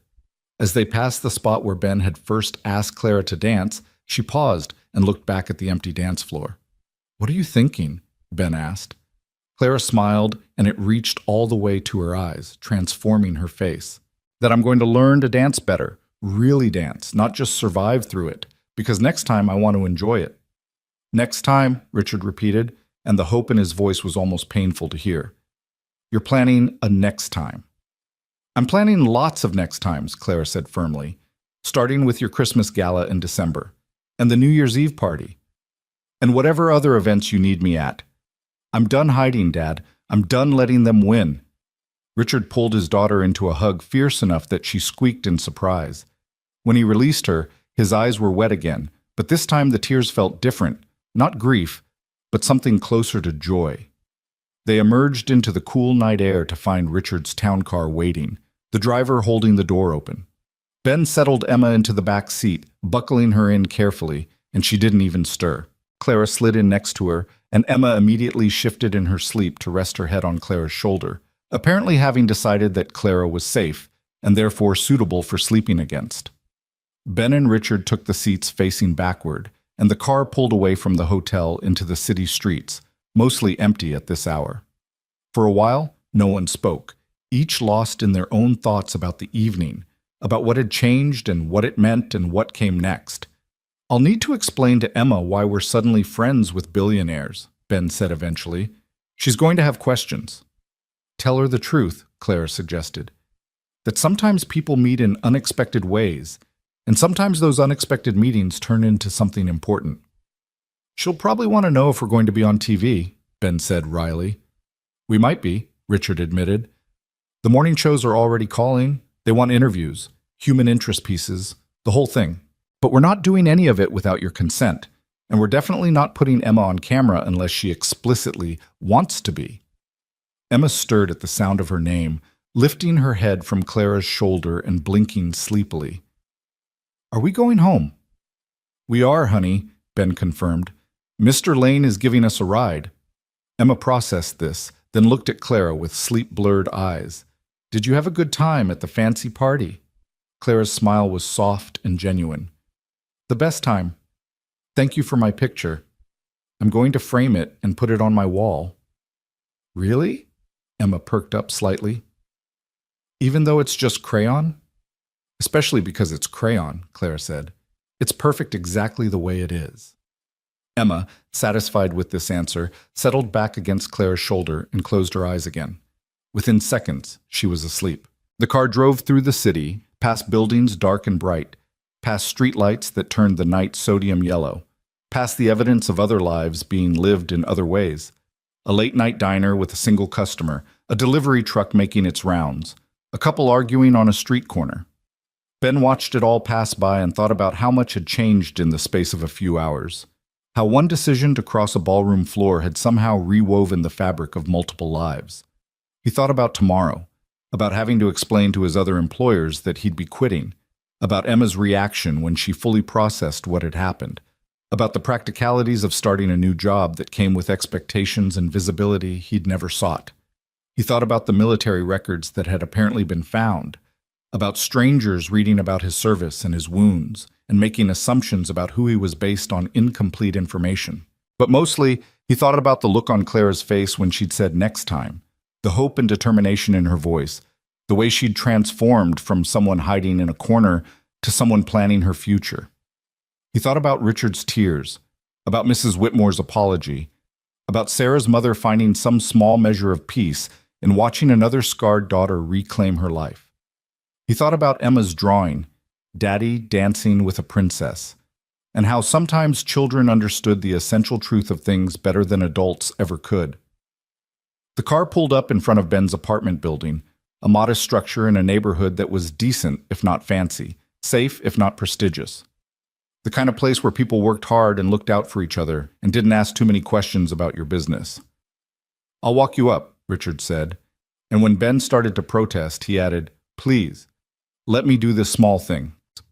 So Ben carried Emma, who had gotten heavier in the way that sleeping children somehow always did, while Richard and Clara followed him up 3 flights of stairs to his apartment. Ben unlocked the door one-handed and they stepped into the small space he and Emma called home. It was clean but cluttered in the way single-parent households often were, with Emma's school projects on the refrigerator, her books scattered across the coffee table, her jacket hanging on the back of a chair instead of on the hook by the door.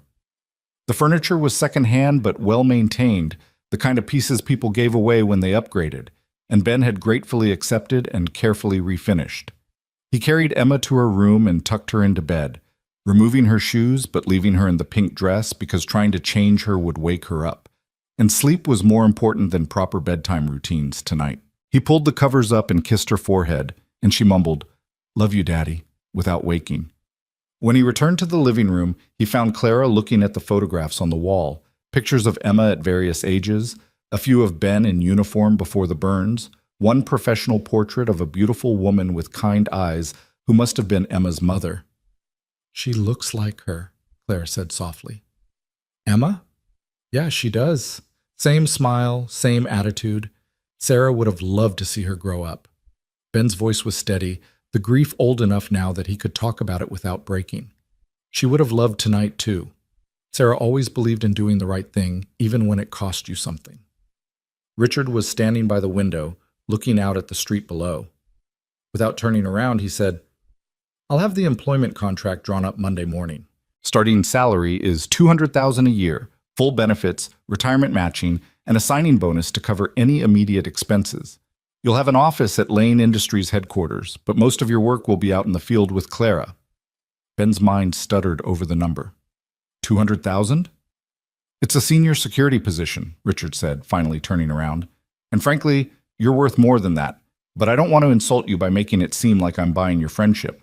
Consider it fair compensation for an important job." "I don't know what to say." "Say you'll start Monday," Richard said. "Say you'll help keep my daughter safe, not just physically, but emotionally, socially, in all the ways that matter." Ben looked at Clara, who was smiling at him with an expression that was equal parts hope and gratitude. He thought about Emma, asleep in the next room, and all the soccer games he'd missed, all the parent-teacher conferences he'd rushed to, all the times he'd juggled schedules and counted pennies, and wondered if he was doing enough, being enough, providing enough. He thought about dancing with a scarred girl in a ballroom full of people who'd forgotten how to be kind, and how sometimes the smallest acts rippled outward in ways you could never predict. "I'll start Monday," Ben said, "on one condition." "Name it." "Emma's school has a father-daughter dance in 3 weeks. Clara, if you're free, I'd like you to come. Show Emma, show all those kids, what courage looks like." Clara's eyes widened, then filled with tears. "You want me to go to an elementary school dance?" "I want you to go to every dance," Ben said simply. "To take up space in the world again. To show up and be seen and let people recognize what I saw tonight, that you're remarkable." I don't know if I can." "Scared and brave at the same time," Ben reminded her gently. "Remember?" Clara laughed through her tears and nodded. "Scared and brave at the same time. Okay. Yes, I'll be there." Richard watched this exchange with an expression of such profound gratitude that it was almost uncomfortable to witness. He cleared his throat roughly. "We should go. It's late, and you both need rest. Ben, someone from HR will call you Monday morning to handle the paperwork. Clara, we'll start coordinating security protocols tomorrow afternoon." As they moved toward the door, Clara paused and turned back to Ben. On impulse, she hugged him, a real hug, the kind that meant something, and whispered, "Thank you for seeing me." "Thank you for letting me," Ben replied. And then they were gone, and Ben was alone in his small apartment with his sleeping daughter and the lingering sense that his life had just been fundamentally reordered in ways he was still trying to process. He should have been tired. It was nearly 3 in the morning, but his mind was too busy to settle. He made himself a cup of tea and sat on the couch, thinking about everything that had happened, everything that was going to happen, all the ways that one dance had changed the trajectory of multiple lives. In her room, Emma slept peacefully, probably dreaming about fancy parties and tiny cakes and princesses who looked like Clara. And somewhere across the city, in a mansion that Ben had only seen on television, Richard Lane probably sat with his daughter and felt something he hadn't felt in 3 years. Hope for her future, confidence in her strength, belief in her ability to not just survive but thrive. Ben picked up his phone and pulled up the video that was apparently trending worldwide. He watched himself cross the ballroom floor, watched Clara's face transform from isolation to hope, watched them dance while the world looked on. The comments were overwhelmingly positive, full of people sharing their own stories of survival and courage, of choosing to be seen despite their scars. One comment in particular caught his attention. This is what love looks like. Not romantic love, but human love. The love that says, I see you suffering and I'm going to do something about it. More of this. Please, world, more of this. Ben set his phone aside and finished his tea. Today, actually, since it was well past midnight, would bring new challenges, new questions, new adjustments. But tonight had proven something he'd begun to doubt. That goodness still existed, that courage still mattered, that one person could still make a difference. He thought about the handkerchief in his pocket, the faded blue one with the embroidered initials TRL that had been weighing on him for 15 years. Soon, he would tell Richard the full story of how he'd received it, of what Thomas Lane had meant to him, of the debt he'd carried all these years. But that was a conversation for another time. For now, he just sat in his small apartment and felt grateful. For Emma, for unexpected opportunities, for the chance to help someone who needed help, for Clara's smile and Richard's tears, and the way the world could sometimes surprise you with its capacity for grace. Outside, the city continued its endless rhythm. Inside, Ben Harper sat in the quiet and let himself believe, maybe for the first time in years, that everything was going to be okay. That sometimes survival was just the beginning, that sometimes the dance was only the first step, and that sometimes, if you were very lucky and very brave, the scars you carried could become the map that led you home. Monday morning arrived with the kind of bright autumn sunshine that made everything feel possible. Ben woke at 6, as he always did, but for the first time in years, the weight of exhaustion didn't immediately settle on his shoulders. Emma was already awake, sitting at the kitchen table in her school uniform, her hair still tangled from sleep, eating cereal while she watched the video of the dance on her tablet for what had to be the 15th time since Saturday night. "You're going to wear that video out," Ben said, moving to start the coffee maker. "You can't wear out videos, Daddy," Emma said without looking up. "They're digital. Mrs. Chen told us in computer class." She took another bite of cereal, eyes glued to the screen. "Jessica's mom saw this and told Jessica that you're a hero. Are you a hero?" Ben poured water into the coffee maker, considering his answer. "I'm just a dad who did what felt right." "That's what heroes do," Emma said matter-of-factly. "They do what's right even when it's hard. We learned that in social studies." She finally looked up from the tablet, her expression serious in the way only 9-year-olds could be serious. "Is Claire going to be okay now because of the dance?" "I hope so," Ben said honestly. "But one dance doesn't fix everything. It's going to take time." "How much time?" "I don't know, honey. Healing isn't like baking a cake. There's no recipe that tells you exactly how long it takes."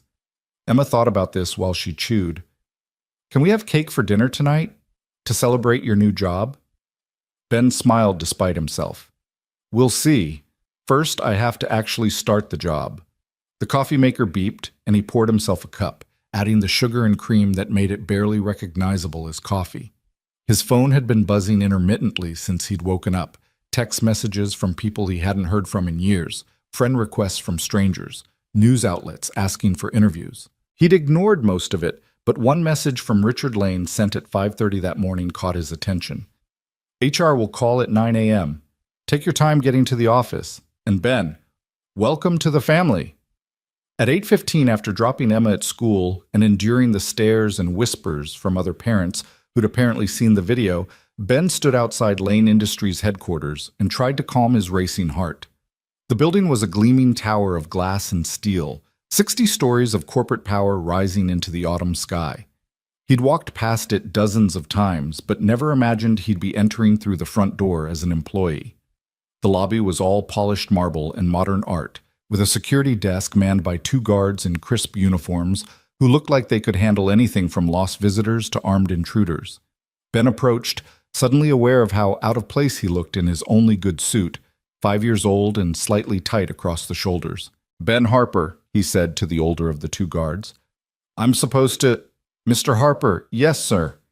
The guard's entire demeanor shifted, becoming almost deferential. "Mr. Lane left instructions. You're to go directly to the executive floor, 60th level. Ms. Chen from HR is expecting you." He handed Ben a temporary security badge. "Elevators are on your right. Welcome to Lane Industries." The elevator ride to the 60th floor felt like ascending into another world.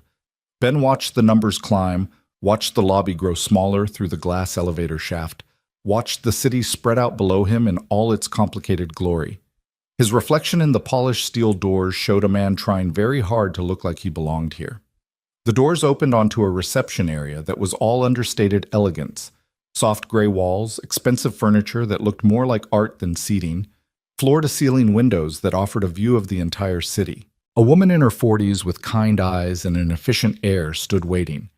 "Mr. Harper, I'm Susan Chen, VP of Human Resources. It's a pleasure to meet you." She extended her hand, and her handshake was firm and warm. "I have to say, that was quite the introduction to the company. We've received over 3,000 employment inquiries since Saturday night from people who want to work for an organization that values what you demonstrated." Ben felt his face heat. "I wasn't trying to make a statement about the company."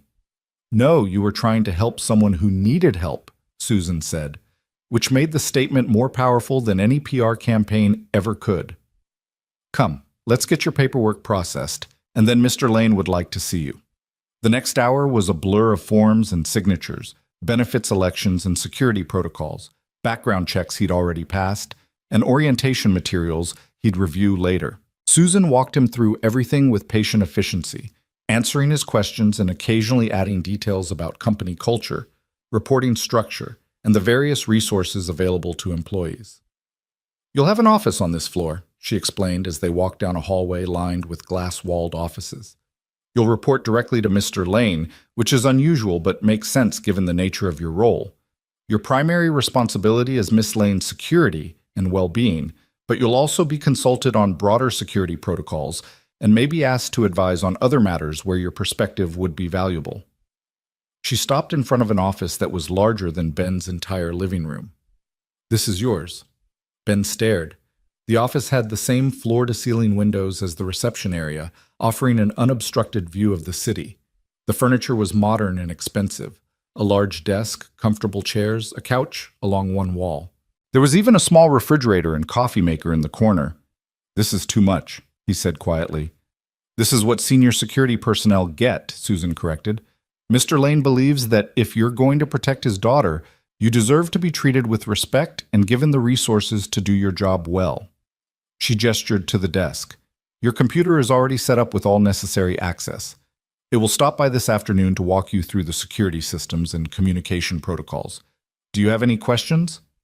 Ben had about 1,000 questions, but he settled on the most immediate. "When do I start actually working with Clara?" "This afternoon. She has a meeting with the board of Lane Industries at 2 o'clock. It's her first board meeting since the accident. Mr. Lane thought having you there would help her feel more confident." Susan's expression softened. "Between you and me, she's terrified. She's been avoiding any situation where she'd have to face her father's business associates, and now she's walking into a room full of people who've known her since she was a child and probably have opinions about everything from her appearance to her capabilities. That's a lot of pressure." "It is, which is why you'll be there." Susan checked her watch. "Mr. Lane is expecting you now. His office is at the end of the hall. You can't miss it." Ben thanked her and made his way down the hallway, his footsteps silent on the plush carpet. He passed other offices, caught glimpses of people working, heard the muted sound of phone conversations and keyboard clicks. This was a world he'd never imagined being part of, a world of quarterly reports and strategic initiatives and decisions that affected thousands of lives. Richard Lane's office was less an office and more a command center. It occupied a corner of the building with windows on two sides offering panoramic views. The space was elegantly furnished but not ostentatious, with family photos mixed in among the business awards and framed magazine covers. Richard sat behind his desk, reading something on his computer screen, but he looked up immediately when Ben knocked on the open door. "Ben, come in. Please, close the door and sit." Richard stood and came around the desk, gesturing to the sitting area rather than the formal chairs facing his desk. "Coffee? Water?" "I'm fine, thank you." They sat, and for a moment Richard just looked at him, his expression unreadable. Then, "I need to tell you something, and I need you to really hear it. What you did Saturday night, asking Clara to dance, treating her with dignity and respect, showing her that she deserved to be seen, that changed something fundamental in my daughter. Yesterday, she called 3 of her college friends she hasn't spoken to in 2 years. She made plans to have lunch with them next week. She's terrified, but she's doing it anyway." Richard's voice roughened with emotion. "For 3 years, I've watched her disappear piece by piece, and I didn't know how to stop it. I threw money at the problem. The best therapists, the best doctors, the best everything, but nothing worked because the problem wasn't medical or psychological. It was human. She needed someone to treat her like a person again, and you did that. So thank you. Again. I'll probably thank you every day for the rest of my life." Ben shifted uncomfortably. "Sir, I appreciate that, but I need you to understand something. I'm not a miracle worker. I'm just a guy who made a decision in a moment. Clara's healing is going to take time and effort and probably some backsliding. There will be days when she doesn't want to face the world, when the courage feels too hard to maintain. I can support her through that, but I can't do it for her." "I know," Richard said. "I'm not expecting you to fix her. She's not broken. I'm expecting you to stand with her while she reminds the world of that." He leaned forward slightly. "The board meeting today is going to be difficult. Clara inherited her mother's shares in Lane Industries when she turned 25 last year, which makes her a voting board member. She's been attending meetings via video conference since the accident, but this will be her first in-person appearance. Some of the board members are genuinely supportive. Others—" He trailed off, his expression darkening. "Others have made comments about her capability, her fitness to hold her seat, whether her trauma makes her unreliable." "Who?" Ben's voice had gone flat and cold, the tone he'd used in the military when identifying threats. "Does it matter?" "It matters if I'm supposed to protect her from them." Richard smiled, but there was no warmth in it. "The primary concern is Gerald Hutchins, the CFO of one of our subsidiary companies. He's 68, old school, and he's made it clear he thinks Clara should sell her shares to me and let the men handle business. He's also the father of Marcus Drummond's business partner, and he was at the gala Saturday night. The one who called her a gargoyle. He didn't say it, but he laughed when his son did. I heard him." Richard's hands clenched into fists. "I would fire him, but he's technically an employee of the subsidiary, not Lane Industries directly, and he's got an ironclad contract. I'm working on it, but in the meantime, he'll be at the meeting today, and he will make Clara uncomfortable given the chance."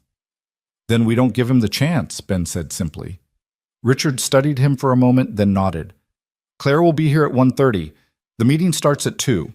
I'll have someone show you the boardroom beforehand so you can familiarize yourself with the layout. Your role is to be present, to be a reminder to everyone in that room that Clara has someone in her corner, and to intervene if anyone crosses a line.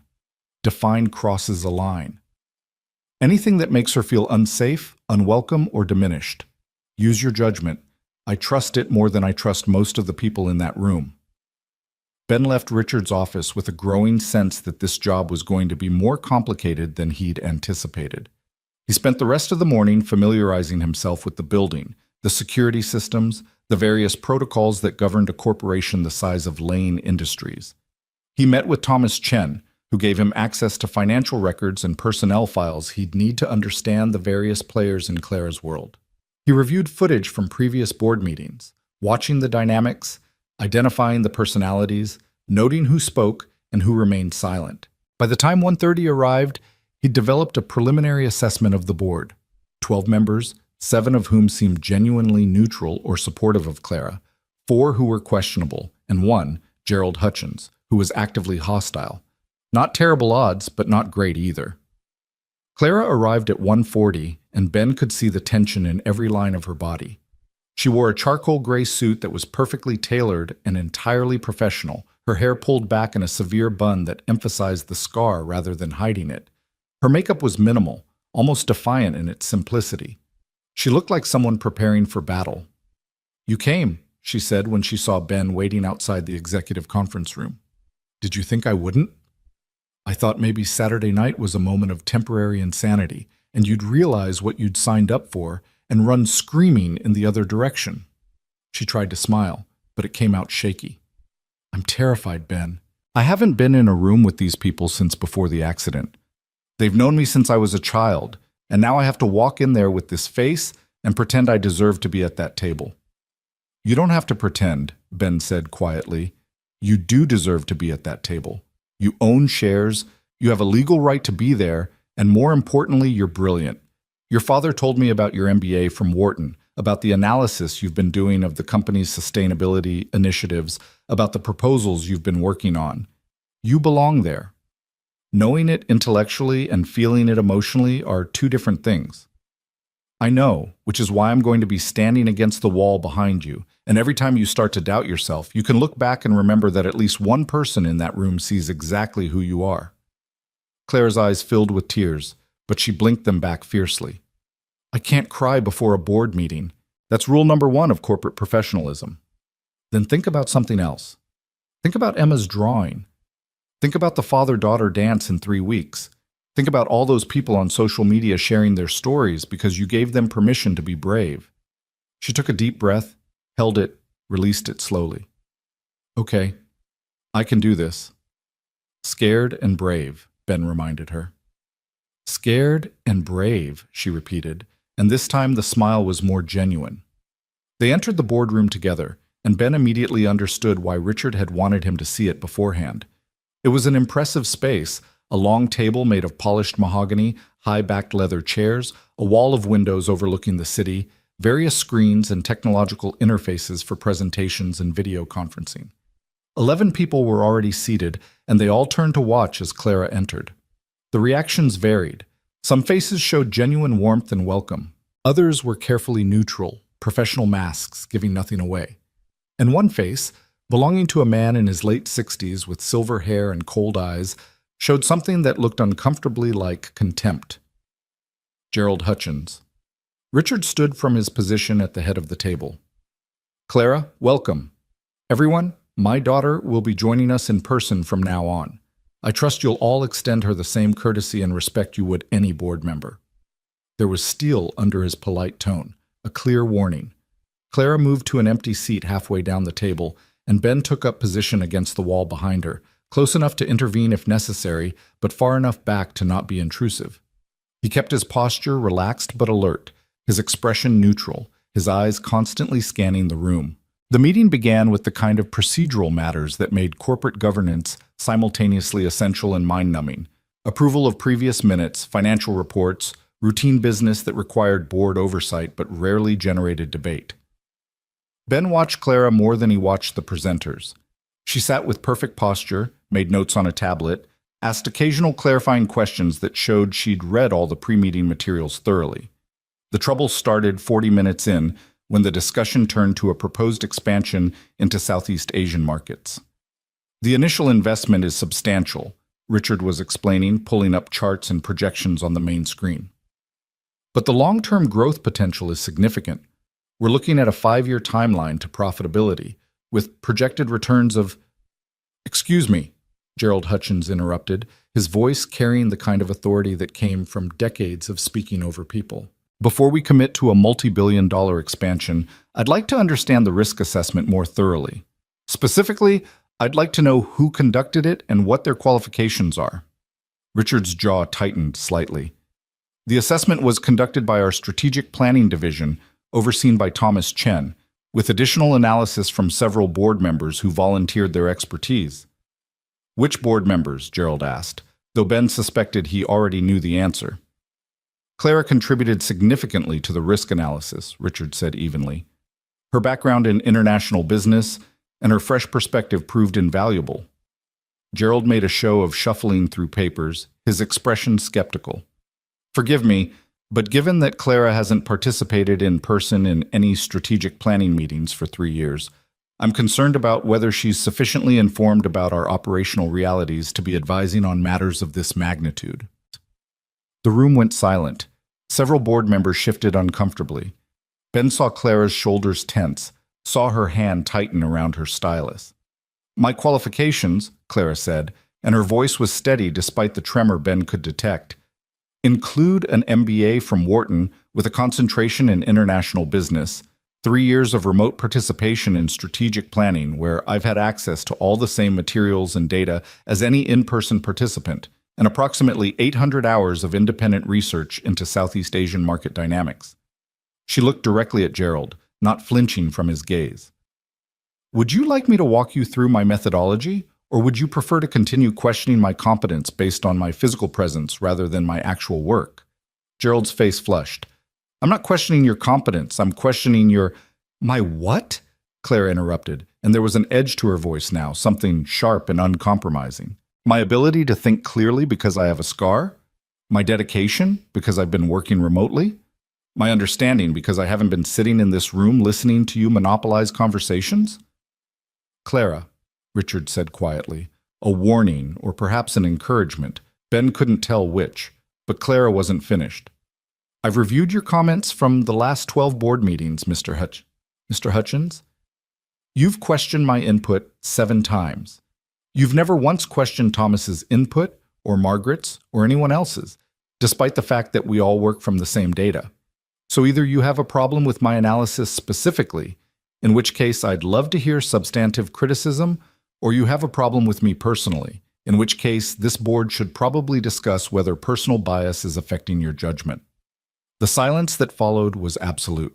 Ben saw several board members exchange glances, saw Richard fighting to keep a smile off his face, saw Gerald Hutchins looking like he'd just been slapped. I resent the implication, Gerald started. And I resent being treated like I'm incompetent because I don't look the way you think board members should look, Clara shot back. But we don't always get what we want, do we? Margaret Chen, the board member who'd been silent through most of the meeting, leaned forward. I've reviewed Clara's risk assessment. It's thorough, well-researched, and honestly more comprehensive than what we've received for similar proposals in the past. I move that we approve the Southeast Asia expansion as proposed, with the understanding that Clara will continue to be involved in the implementation oversight. Second, said another board member immediately. Gerald looked like he wanted to object, but the mood in the room had shifted decisively against him. When the vote was called, the expansion passed 11-1, with only Gerald voting against. The rest of the meeting proceeded without incident, though Gerald remained notably quiet. When it finally ended nearly 2 hours after it began, Clara remained seated while the other board members filed out, several stopping to tell her how much they'd appreciated her analysis or how glad they were to see her in person. Gerald was one of the last to leave, and as he passed Clara's chair, he paused. For a moment Ben tensed, ready to intervene, but Gerald's voice when he spoke was tired rather than hostile. You're right, he said quietly, so only Clara, Ben, and Richard could hear. I have been treating you differently, and it's not because of your analysis. It's because… He stopped, seeming to struggle with the words. My granddaughter was in a car accident 2 years ago. She survived, but she has a traumatic brain injury. Seeing you reminds me of her, of how much she's lost, and I've been taking out my grief and fear on you. That's not fair, and I apologize. Clara looked up at him, surprise evident on her face. I'm sorry about your granddaughter. She's getting the best care money can buy, Gerald said. But money can't fix everything, can it? He nodded to Richard, then to Ben, and left without waiting for a response. When the door closed behind him, Clara let out a breath that seemed to come from her toes. Did that just happen? Did I just face down Gerald Hutchins and win? You did, Richard said, and the pride in his voice was unmistakable. You were magnificent. I was terrified, Clara corrected. I'm still terrified. My hands are shaking. Look. She held them up, and indeed they were trembling visibly. Scared and brave, Ben said from his position against the wall. Clara laughed, slightly hysterical. Scared and brave and apparently capable of reading someone down in a board meeting. Who knew I had that in me? I did, Richard said simply. I've always known. I'm just glad you're finally letting yourself see it. The afternoon continued with Clara giving Ben a tour of the company, introducing him to key personnel, explaining various projects and initiatives she was working on. He was struck by her knowledge and passion, the way she lit up when talking about sustainability initiatives or employee wellness programs, or the various ways Lane Industries could be more than just a profit-generating machine.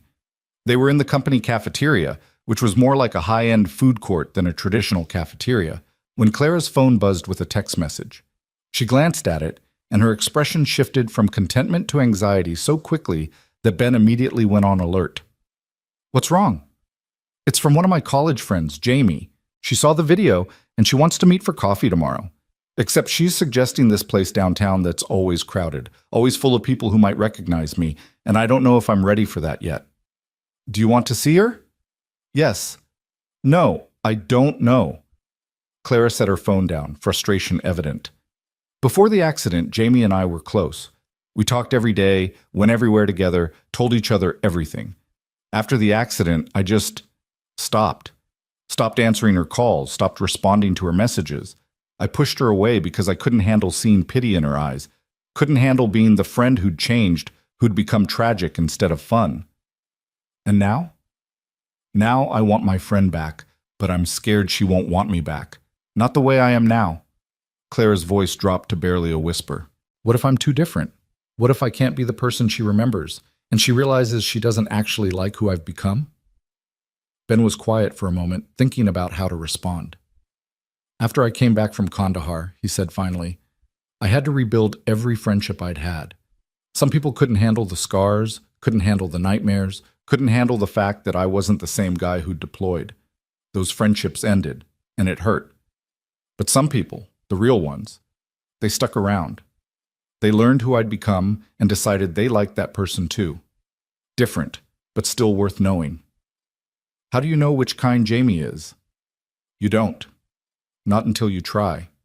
But I'll tell you what my best friend from the military told me when I was struggling with the same question. If they can't handle you at your most real, they don't deserve you at your most polished. Real friends stay for the truth, not the performance. Clara picked up her phone again, staring at Jamie's message. Will you come with me, tomorrow? I mean, not to the coffee shop, that would be weird. But maybe you could wait nearby, just in case I need backup? Of course, Ben said without hesitation. That's what I'm here for. She smiled, genuine and grateful, and typed out a response to Jamie agreeing to meet. The rest of the day passed in a blur of meetings and introductions, protocols and procedures.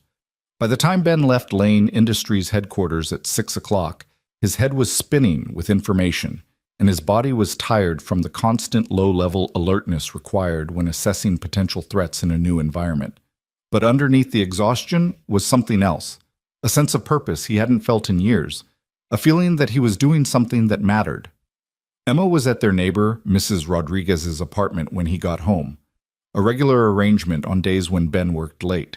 He collected her and listened to her excited chatter about her day, how her teacher had mentioned the viral video in class, how the other kids had asked her a million questions about the fancy party, how she'd told everyone that Clara was going to be her friend and they were all jealous. Can we call Clara? Emma asked as they entered their apartment. I want to tell her about my day. Honey, Clara's probably busy. His phone buzzed with an incoming video call. From Clara. Emma squealed with delight and grabbed the phone before Ben could stop her, answering the call with an enthusiasm that nearly knocked the device out of her hands. Clara, hi! Guess what happened at school today? Clara's face appeared on the screen and she was laughing. Hi, Emma. Tell me everything. For the next 20 minutes, Emma provided a detailed account of her entire day, complete with dramatic reenactments and sound effects. Clara listened with genuine interest, asking questions and making appropriate responses, and Ben watched them interact with a growing warmth in his chest. When Emma finally wound down, Clara said, Hey, Emma, I have a question for you. Your dad said you're really good at making friends.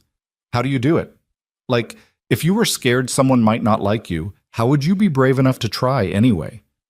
Emma considered this with the seriousness she brought to all important questions. Well, you just have to remember that most people are nice on the inside, even if they're nervous on the outside. And if you're nervous and they're nervous, then you can be nervous together, which makes it less scary. And if they're mean, then they weren't worth being friends with anyway, so you didn't lose anything. That's very wise, Clara said softly. I'm very smart for 9, Emma agreed without modesty. Are you nervous about making friends? A little bit. I have to meet an old friend tomorrow, and I'm worried she won't like who I am now. Well, if she doesn't like you now, that means she wasn't a real friend before, Emma said with 9-year-old certainty. Real friends like you even when you change. Like how Daddy likes me, even when I get taller and lose teeth and sometimes forget to clean my room. I love you even when you forget to clean your room, Ben corrected from off-screen. Same thing, Emma said dismissively. She leaned closer to the phone. Clara, do you want to come over for dinner sometime? Daddy makes really good spaghetti, and we could watch movies, and I could show you my room. Clara's eyes went suspiciously bright. I would love that. Maybe this weekend? Saturday, Emma declared. Saturday is perfect because there's no school the next day, so I can stay up late. After they ended the call and Emma went to wash up for dinner, Ben's phone buzzed again, this time with a text from Clara. Thank you for letting her call. I needed that more than you know. Your daughter is magic. He texted back. She likes you. That's her superpower, seeing the best in people. Then I'm lucky she sees it in me. Ben looked at the message for a long moment, then added, She's not the only one. Saturday arrived with unseasonable warmth, the kind of late October day that felt like summer's last gift before winter claimed the world.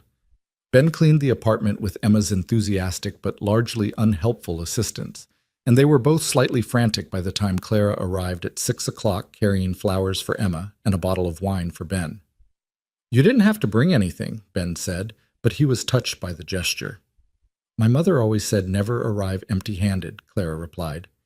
Even if it's just to a friend's apartment for spaghetti. Emma took Clara's hand and dragged her on a comprehensive tour of the apartment, showing her every toy, every drawing, every important possession in her 9-year-old life. Clara admired everything with genuine interest, asked questions, and made Emma feel like the most fascinating person in the world. Dinner was chaotic and perfect. Emma talked non-stop. The spaghetti was slightly overcooked, but no one cared, and Clara laughed more in 2 hours than she'd probably laughed in 3 years. She fit into their small family dynamic so naturally that by the time they settled on the couch to watch a movie Emma had chosen, Ben found himself thinking dangerous thoughts about permanence, about this becoming regular, about building something that looked like the future. Emma fell asleep halfway through the movie, her head in Clara's lap, and Clara's hand unconsciously stroked her hair with the gentleness of someone who'd been waiting for this kind of simple, domestic affection. She's wonderful, Clara whispered, careful not to wake Emma. She's the best thing I ever did, Ben agreed quietly. They sat in comfortable silence for a while, the movie playing unnoticed, both of them content to simply exist in this moment. Finally, Clara said, I met Jamie yesterday. The coffee shop was crowded, just like I feared, and people stared and whispered, and some even took pictures. It was awful. Ben's protective instincts flared. Did anyone say anything to you? No. Actually, that's not quite true. Several people came up to tell me they'd seen the video, that they thought I was brave, that I'd inspired them. It was overwhelming, but in a good way. She looked down at Emma sleeping peacefully. Jamie cried when she first saw me. Not sad crying, happy crying. She said she'd missed me so much that she'd understood why I'd pushed her away, but it had broken her heart, that she'd been hoping for 3 years that I'd come back to her. Did you? Come back to her? I think so. We talked for 3 hours. Really talked, like we used to. About the accident, about her life, about everything I'd missed. She's engaged now, getting married next spring, and she asked me to be a bridesmaid. Clara's voice wavered slightly. I said yes. I'm terrified, but I said yes. Good, Ben said simply. I keep saying yes to things that scare me, Clara continued. The board meeting, coffee with Jamie, your daughter's school dance in 2 weeks. It's exhausting being this brave all the time. Then rest, Ben said. Courage doesn't mean never resting. It means resting and then getting up and trying again. Clara looked at him with an expression he couldn't quite read. How did you get so wise? I'm not wise. I just learned the hard way that hiding doesn't heal, and I had Emma to live for, which meant I couldn't afford to hide forever. I'm starting to understand that, Clara said quietly. The not hiding part. It's harder than I expected, but also better. Does that make sense? Perfect sense. They sat there until the movie ended, until Emma stirred and mumbled about needing to go to bed, until Clara reluctantly said she should probably head home. Ben walked her to the door, and she paused before leaving. Thank you, she said. For dinner, for Emma, for standing with me through all of this, for seeing me. Thank you for letting me, Ben replied, echoing what she'd said to him days earlier. She smiled, hugged him briefly, and left. Ben stood in his doorway and watched her walk down the hall toward the elevator, and thought about how sometimes healing looked like spaghetti dinners and children's laughter, and people choosing again and again to show up for each other. It looked like survival becoming life instead of just existence. It looked like scars that stopped defining and started just being. And it looked like family forming in unexpected ways, between unexpected people, built on nothing but recognition and respect and the shared determination to be brave, even when brave was hard. When he closed the door and carried Emma to bed, when he tucked her in and kissed her forehead, when he stood in his small apartment and felt the lingering warmth of Clara's presence, Ben Harper thought about the handkerchief still in his jacket pocket and knew the time was coming soon when he'd have to tell Richard the full story. But tonight, he just let himself feel grateful for second chances and new beginnings, and the way life sometimes surprised you with grace when you'd stopped expecting it. The 2 weeks that followed Saturday dinner passed in a rhythm that felt both new and strangely natural. Ben settled into his role at Lane Industries with the kind of focused determination he'd once brought to military operations, learning the landscape of corporate threats and social dynamics with the same attention to detail he'd once used to assess combat zones. Clara attended 3 more social events with Ben at her side, each one slightly less terrifying than the last, each one proving that she could exist in public spaces without crumbling. And Emma counted down the days to the father-daughter dance with an excitement that filled their apartment like helium, making everything feel lighter. On the Thursday before the dance, Ben was reviewing security protocols for an upcoming charity auction when his phone rang with a number he didn't recognize. He almost sent it to voicemail, but something made him answer. "Is this Ben Harper?" The voice was male, older, with the rough quality of someone who'd spent years smoking or shouting or both. "Who's asking?" "My name is James Porter.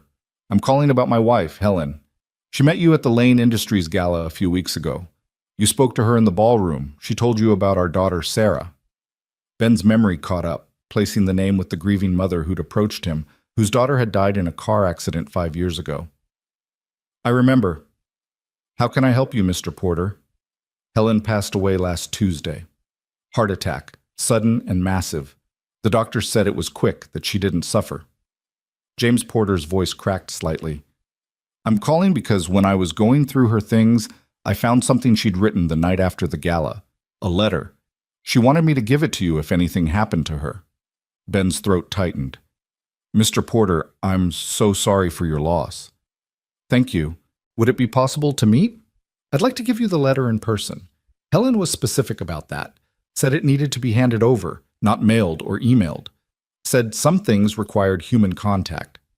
They arranged to meet the following morning at a coffee shop near Ben's apartment, and when Ben hung up, he sat staring at his phone for a long moment, trying to process the information. He'd spoken to Helen Porter for maybe 10 minutes, had offered nothing but presence and the space to tell her story about her daughter, and now she was gone, and she'd left him something. That night, he told Clara about the call during their now regular check-in conversation. She'd started calling him every evening around 8, ostensibly to debrief about the day, but really just to talk, to maintain connection, to not feel alone. It had become one of Ben's favorite parts of the day. "That's heartbreaking," Clara said when he finished explaining. "Do you think the letter is about Sarah?" "I don't know. James said Helen wrote it after the gala, so it must have something to do with that night." Ben paused, then added, "I keep thinking about what she said. That watching you dance made her feel like all the scarred, surviving daughters got a little braver. Maybe that's what the letter is about." "I didn't do anything," Clara protested. I just stood up and danced. That's not brave. It's just movement."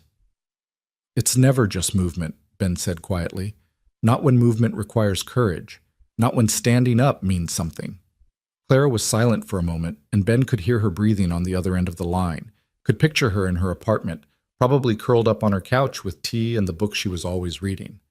"The dance tomorrow," she said finally. "Emma's school dance. Are you nervous?" "Terrified," Ben admitted. "Not of the dance itself, but of all those parents seeing me with you, making assumptions, asking questions. Emma's excited enough that she told her entire class you're coming, which means every parent at that school knows. We're going to be on display."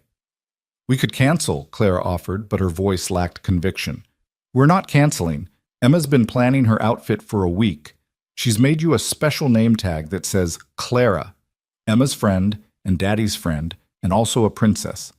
She's written you into every story she tells. If we cancel now, it'll break her heart." "Then we don't cancel," Clara said firmly. "Scared and brave." "Scared and brave," Ben echoed, the phrase that had become their shared mantra. Friday morning arrived gray and cold, the weather finally remembering it was November. Ben met James Porter at the coffee shop at 9 after dropping Emma at school. The older man was easy to identify. He had the hollowed-out look of fresh grief, the kind of exhaustion that came from losing your person and having to figure out how to exist without them. They shook hands, and Ben bought them both coffee, and they sat in a corner booth away from the morning rush of customers. James pulled an envelope from his jacket pocket, cream-colored and slightly worn, as if he'd been carrying it around for days, working up the courage to deliver it. "Helen was special," James said without preamble. "She had this way of seeing people, really seeing them. After Sarah died, she volunteered at support groups for parents who'd lost children. She'd sit with people in their worst moments and somehow make them feel less alone." He turned the envelope over in his hands. "The night of the gala, she came home different, lighter somehow. She told me about you dancing with that young woman, about how it had made her think about Sarah differently. Not about what Sarah lost, but about what she lived." He pushed the envelope across the table to Ben. "She wrote this at 3 in the morning. I woke up and found her at the kitchen table, crying and writing. When I asked what she was doing, she said she was trying to capture something important before she forgot how it felt." His voice broke. 3 days later, she was gone. Heart attack while she was gardening. She loved gardening. Ben took the envelope with hands that weren't entirely steady. His name was written on the front in feminine handwriting that was slightly shaky, as if written in emotion or haste or both. "Thank you for bringing this to me. Thank you for giving my wife one last moment of peace," James said. "She spent 5 years drowning in grief, and you gave her a reason to swim, even if it was just for one night." After James left, Ben sat alone in the coffee shop for a long time, the envelope on the table in front of him, his coffee growing cold. Finally, he opened it and began to read. "Dear Ben, I don't know if we'll ever meet again, or if James will even find you to give you this letter. But I needed to write it anyway, needed to capture what I felt tonight before the feeling faded and I forgot that hope was possible. When Sarah died 5 years ago, part of me died with her. Not the obvious part. I kept breathing, kept moving, kept existing. But the part that believed in beauty and grace and the possibility that suffering could become something other than endless, that part died. I've been carrying her death like a stone in my chest, and it's been crushing me so slowly I didn't even realize I was suffocating. Tonight I watched you ask that young woman to dance, and something in me cracked open. Because what I saw wasn't charity or pity or performance. What I saw was recognition. You saw her pain and decided to stand with her in it, not to fix it or minimize it or make it easier, but just to acknowledge it and say, "You're not alone." And watching her face transform from isolation to hope, watching the way she held herself differently after just one dance, I realized something I should have understood years ago. Sarah's death doesn't have to be the end of all beauty. Her scar, if she'd lived to carry it, wouldn't have been the end of her story. It would have been part of a larger story about survival and strength and the courage it takes to keep living when living is hard. I've been so focused on what Sarah lost that I forgot to celebrate what she was. She was brave and kind and full of light, and that light didn't disappear when she died. It's still here, in my memories, in the people she touched, in the way I choose to live in her absence. You reminded me of that tonight. You reminded me that scars, visible or invisible, don't make us less. They prove we survived something that tried to destroy us. And survival, real survival, is the most beautiful dance of all. I don't know what tomorrow brings. None of us do. But tonight, for the first time in 5 years, I feel like I can breathe again. Like maybe there's still beauty in the world, still grace, still moments worth living for. Thank you for that. Thank you for seeing someone who needed to be seen and choosing to act. Thank you for being brave enough to cross that ballroom when it would have been easier to look away. Thank you for showing me that healing doesn't mean forgetting. It means learning to carry your grief while still making room for joy. If you're reading this, it means I'm gone. I hope it was peaceful. I hope James is okay. I hope he remembers to water my garden and feed the stray cat that lives in our backyard. But mostly, I hope he remembers what I'm going to tell him tomorrow. That loving someone means letting their memory make you kinder, not harder. Softer, not bitter. More alive, not less. Tell that young woman, Clara, I think her father called her, that she's doing better than she knows. Tell her that every time she shows up, every time she lets herself be seen, she's giving permission to everyone watching to be a little braver with their own scars. And tell your daughter, the one with the pink dress and the light-up shoes, that her daddy is a hero. Not because of what he did in the military, though I'm sure that was heroic too, but because he saw someone hurting and decided to help, even when helping was uncomfortable and risky and went against every social rule in that glittering ballroom. The world needs more people like you, Ben Harper. People who choose connection over comfort, who choose courage over convenience, who understand that sometimes the most revolutionary act is simple kindness. Thank you for reminding me what it means to be human. Thank you for giving me one last perfect memory. Thank you for existing in a world that desperately needs people like you. With gratitude and hope, Helen Porter. Ben read the letter 3 times, and by the 3rd reading, his vision was blurred with tears he didn't bother to wipe away. He sat in that coffee shop booth and let himself grieve for a woman he'd barely known, but who had somehow seen straight through to the heart of what he'd been trying to do. Not just that night, but every day since Emma was born, since Sarah died, since he'd come back from Kandahar broken and had to figure out how to rebuild himself into something functional. He thought about Helen tending her garden, about James finding her there, about how death came sometimes without warning or mercy. He thought about how she'd spent her last days feeling lighter, feeling hope, because of one dance at one gala. And he thought about the responsibility that came with that, the responsibility to keep choosing connection, keep choosing courage, keep showing up even when showing up was hard. When he finally left the coffee shop, the letter carefully folded in his jacket pocket next to the handkerchief that carried its own weight of memory and obligation, Ben felt the full gravity of what he'd accidentally become. Someone people looked to for proof that kindness mattered, that courage was possible, that grace still existed in a world that often felt graceless. It was a heavier burden than he'd expected, but it was also, he realized, exactly what he'd been missing for years. A purpose that extended beyond survival, beyond just making it through another day. A reason to be brave that was bigger than himself. He drove to Lane Industries and went straight to Richard's office, bypassing the assistant who tried to tell him Richard was in a meeting. Richard took one look at Ben's face and dismissed the people in his office without explanation. "What happened?" Richard asked when they were alone. Ben told him about James Porter, about Helen's death, about the letter. He didn't read it aloud, it felt too private for that, but he conveyed the essence, that one dance had given a grieving mother a moment of hope, and that moment had sustained her until she died. Richard listened without interrupting, and when Ben finished, he was quiet for a long time.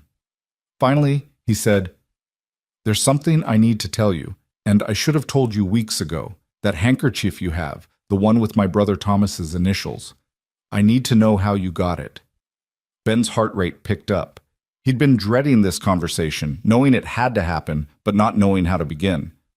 Kandahar, 2010. I was part of a convoy that hit an IED. My vehicle flipped, caught fire. I was trapped inside, disoriented, burning. Captain Thomas Lane pulled me out, got me clear of the vehicle before it exploded. The blast threw us both. He took the worst of it, shielding me with his body. Richard's face had gone pale, his hands gripping the arms of his chair so tightly his knuckles were white. He was conscious for maybe 5 minutes after, Ben continued, his voice rough with memory. Long enough to know he wasn't going to make it. He gave me the handkerchief, told me to find his family if I ever got the chance, told me to tell them he was proud of the work they were doing, proud of who they were. He said, Ben's voice broke. He said to tell his brother Richard to teach his daughter to be brave, because the world needed brave people. Richard made a sound that was half sob, half gasp. He said that? His exact words. He was lucid until the end, talking about you, about Clara, though she was just a baby then, about how much he loved you all, and how sorry he was that he wouldn't make it home. Ben pulled the handkerchief from his pocket and held it out. I've carried this for 15 years, trying to figure out how to return it, what to say. And then I walked into that ballroom and saw your daughter sitting alone. And I realized this was why. This was the moment Thomas was preparing me for. Richard took the handkerchief with shaking hands, running his thumb over the embroidered initials. We never knew what happened. The military said he died in combat, that it was quick, but they didn't have details. We've been imagining the worst for 15 years. He was a hero, Ben said quietly. Saved my life and 4 others that day. If he hadn't pulled me out of that vehicle, I wouldn't be here. Emma wouldn't exist. None of this, the dance, Clara's healing, any of it, none of it would have happened. He sent you to us, Richard whispered. 15 years ago, my brother sent you to my family because he knew somehow that we'd need you. Or maybe, Ben said gently, I needed you just as much. Maybe we all needed each other, and Thomas was wise enough to see it even in his last moments. Richard stood abruptly and pulled Ben into a fierce embrace, the kind of hug that men give each other when words fail, when grief and gratitude become too big for language. They stood like that for a long moment, Richard crying openly now, Ben holding him up the way Thomas had once held Ben up, the way people held each other when the weight of being human became too much to carry alone. When they finally separated, Richard wiped his eyes roughly and said, Clara needs to know.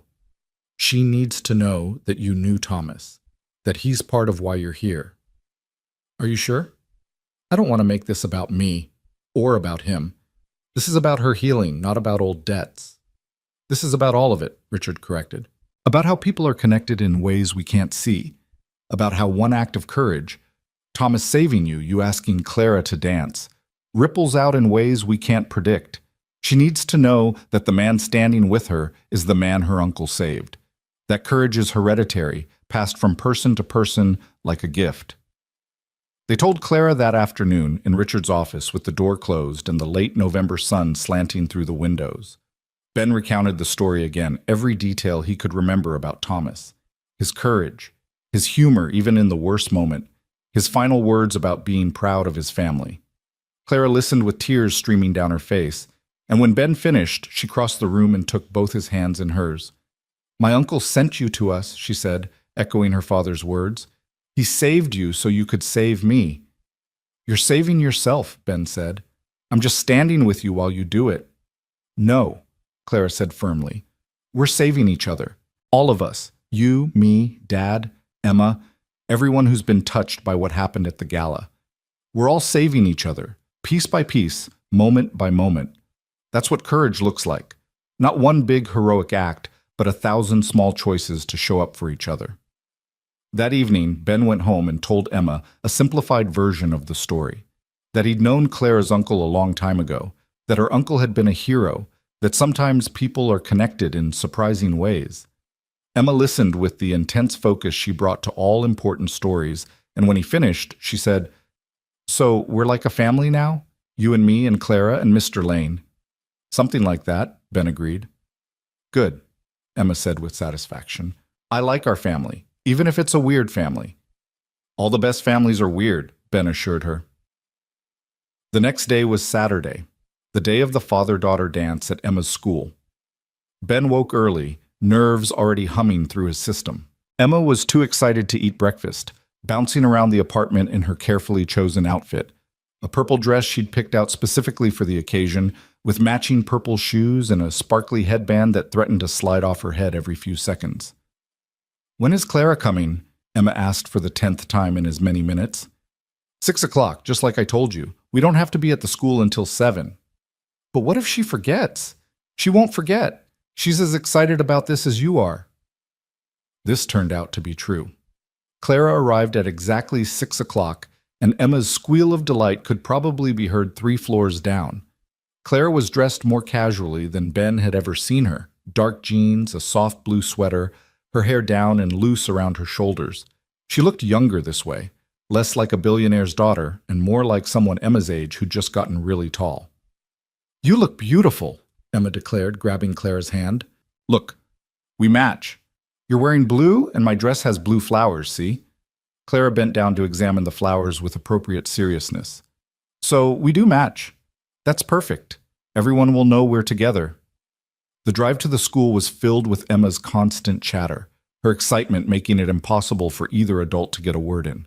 By the time they pulled into the parking lot, Ben's nerves had transformed from general anxiety into specific dread as he saw the number of cars already there, the number of families streaming into the gymnasium, the number of opportunities for something to go wrong. Clara must have sensed his tension because she reached over and squeezed his hand briefly. "We've got this," she said quietly. Scared and brave. The school gymnasium had been decorated with streamers and balloons, with a DJ setting up in one corner and tables of snacks along one wall.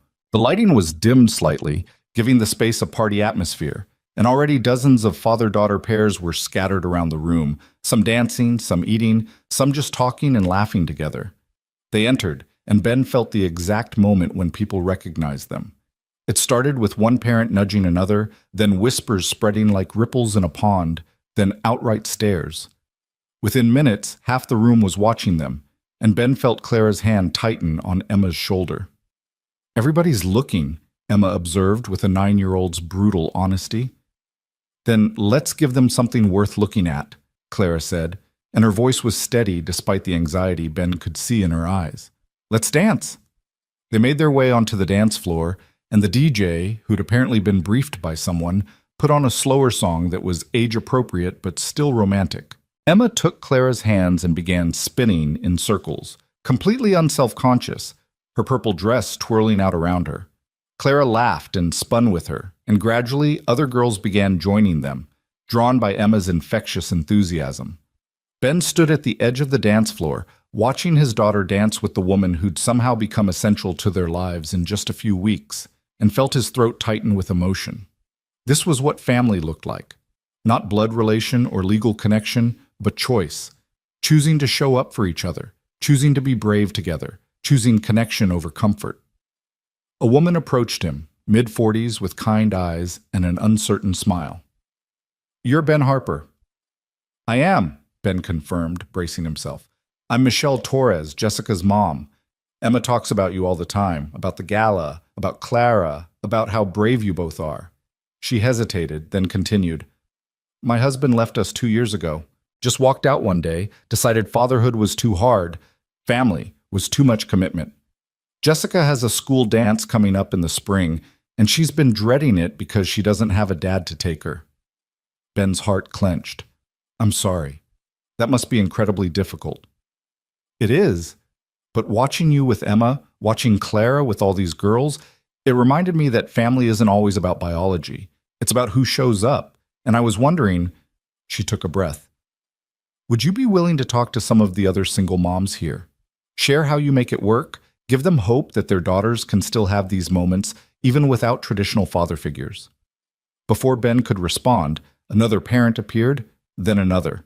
Within 10 minutes, he was surrounded by a small group of single mothers, all with similar stories, all looking for guidance or reassurance, or just someone who understood what it meant to parent alone. Ben talked to them honestly about the struggles, the exhaustion, the guilt, the constant fear that he wasn't doing enough, but also about the rewards, about Emma's resilience, about how kids were often stronger than adults gave them credit for. While Ben was occupied with the parents, Clara found herself surrounded by a crowd of girls who all wanted to know about the dress she'd worn to the gala, about being on TV, about what it felt like to be famous. She answered their questions patiently, but then one girl, maybe 10 years old with glasses and serious eyes, asked the question Clara had been dreading. Does your scar hurt? The room seemed to go quiet, all the adults within earshot tensing, waiting to see how Clara would respond to a child's tactless curiosity. Clara knelt down so she was at the girl's eye level.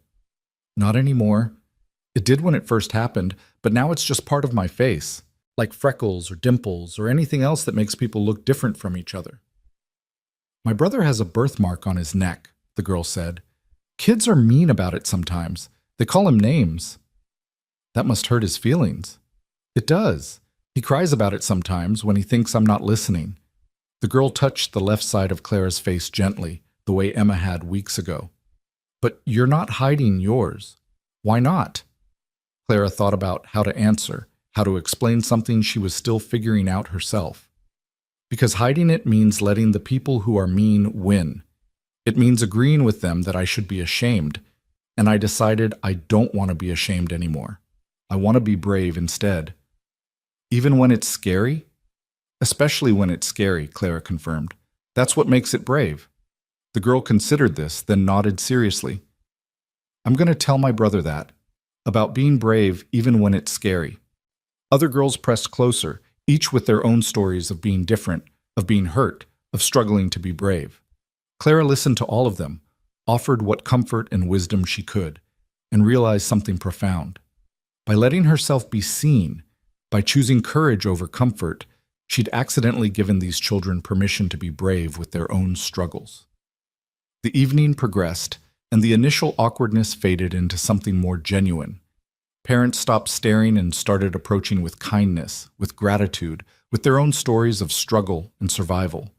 Girls stopped treating Clara like a celebrity and started treating her like a friend, someone safe to confide in, someone who understood what it meant to be different.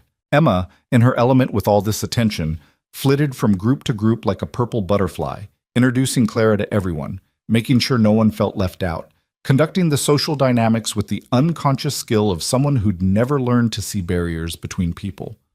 Near the end of the evening, the DJ announced The Last Dance, a special father-daughter number that would close out the event. Ben found Emma and held out his hand formally, making her giggle. May I have this dance, Miss Harper? You may, Daddy, Emma said with exaggerated politeness, then immediately abandoned the formality by jumping into his arms. They danced, Emma's arms around his neck, her head on his shoulder, her light-up shoes flashing against the dim gymnasium floor. Around them, other father-daughter pairs swayed to the music, each lost in their own moment, each creating memories that would sustain them through whatever came next. Clara stood at the edge of the dance floor, watching them, feeling simultaneously part of the moment and separate from it.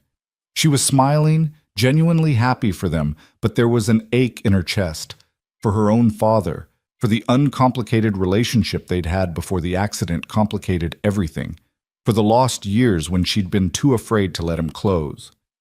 As if summoned by her thoughts, her phone buzzed with a text from Richard. How's the dance? She typed back, perfect and heartbreaking. I see Emma with Ben and remember being that age with you before everything got complicated. His response came quickly. Nothing's too complicated to fix. Come home after the dance. Let's talk. When the song ended and the event concluded, when Emma was saying elaborate goodbyes to every single person in the gymnasium, a mother approached Clara with a shy smile. Thank you for coming tonight. My daughter Sarah, not the Sarah you met, different Sarah, has been struggling with anxiety since her grandmother died. She barely speaks at school, won't participate in activities, but tonight she talked to you for 20 minutes about her feelings. That's more than she shared with us in 6 months. Clara felt tears prick her eyes. I'm glad I could help. You did more than help. You showed her that it's okay to be vulnerable, okay to show your struggles, okay to be human instead of perfect. That's a gift most adults can't give, let alone someone you just met. The drive home was quiet, Emma having exhausted herself with excitement and fallen asleep in the back seat almost immediately. Clara sat in the passenger seat staring out the window at the city lights, processing everything that had happened. Thank you for coming, Ben said quietly, not wanting to wake Emma. She'll remember this night for the rest of her life. So will I, Clara said. Thank you for letting me be part of it. They dropped Clara at her apartment building, and Ben walked her to the lobby despite her protests that it wasn't necessary. As they said goodbye, she hugged him tightly, holding on a moment longer than casual friendship would require. "My dad wants to talk," she said when she pulled back. "About fixing things between us, about not letting the past stay complicated. I think I'm finally ready for that conversation." "Good," Ben said simply. "He's been ready for 3 years. He's just been waiting for you." "I know," Clara whispered. "That's what makes it harder. Knowing he's been patient, been kind, been everything a father should be, and I've been too afraid to let him all the way in. Then let him in tonight. Let him see what I see, that you're healing, that you're strong, that you're ready to stop hiding." Clara nodded, wiped her eyes, and headed toward the elevator. Ben watched until the doors closed, then returned to his car where Emma was still sleeping peacefully, her purple dress wrinkled, her sparkly headband askew, her face showing complete contentment. He drove home through the quiet city streets, thinking about Helen Porter's letter, about Thomas Lane's sacrifice, about all the ways that courage passed from person to person like a torch, illuminating the darkness for whoever came next. He thought about Clara going to talk to her father, about Emma sleeping peacefully because she felt safe and loved, about how sometimes the best thing you could do for people was just show up consistently and let them lean on you when they needed support. That night, after carrying Emma to bed and tucking her in still wearing her purple dress because he didn't have the heart to wake her, Ben sat in his living room and thought about everything that had changed in the past month. He'd gone from 3 part-time jobs and constant exhaustion to a career that actually meant something, from loneliness to connection, from just surviving to actually living. He thought about Thomas Lane pulling him from a burning vehicle 15 years ago, about how that single act of courage had rippled forward through time to create this moment. Emma sleeping peacefully, Clara healing gradually, Richard finding hope again, Ben himself discovering that life after trauma could be rich and meaningful if you were brave enough to reach for it. And he thought about Helen Porter's words, "Survival, real survival, is the most beautiful dance of all." She'd been right. Survival wasn't just about making it through the hard moments. It was about what you did with the time you'd been given, how you chose to use your second chances, who you decided to become after life tried to destroy you. It was about dancing even when you were scared, about standing with people who needed standing with, about choosing connection over comfort, courage over convenience, grace over the easy cruelty of looking away. It was about being human in the fullest sense, flawed and frightened and brave anyway. His phone buzzed with a text from Clara. "Talked to Dad, really talked, for hours, cried together, made promises to do better. Thank you for pushing me to be brave." He texted back, "You did that yourself. I just stood next to you while you figured it out." Her response came quickly. "That's all anyone really needs, someone willing to stand next to them. Thank you for being that person." Ben looked at the message for a long time, then set his phone aside and let himself feel the full weight of gratitude for this strange, unexpected family he'd somehow found. For Emma, who reminded him every day why survival mattered. For Clara, who was learning to be brave. For Richard, who'd lost a brother but gained someone who remembered Thomas's sacrifice. For all the broken, healing, courageously surviving people who'd entered his life and shown him that scars, visible or invisible, didn't make you less. They proved you'd survived something that tried to destroy you. And survival, Ben had learned, was its own kind of victory, its own kind of grace, its own kind of dance. He sat in his apartment and felt grateful for second chances, for unexpected connections, for the way life sometimes surprised you with beauty when you'd stopped expecting it. And he thought about tomorrow, about all the tomorrows ahead, and felt ready to meet them. Scared, maybe, but brave anyway. Always brave anyway. 3 weeks after the father-daughter dance, on a Tuesday morning that carried the first real bite of winter, Ben arrived at Lane Industries to find Richard waiting for him in the lobby. The CEO looked uncharacteristically uncertain, holding 2 cups of coffee and shifting his weight from foot to foot in a way that suggested he'd been standing there for a while. "Walk with me," Richard said without preamble, handing Ben one of the coffees. "There's something I need to show you." They left the building and walked through the nearby park, bare trees reaching into a gray sky that threatened snow.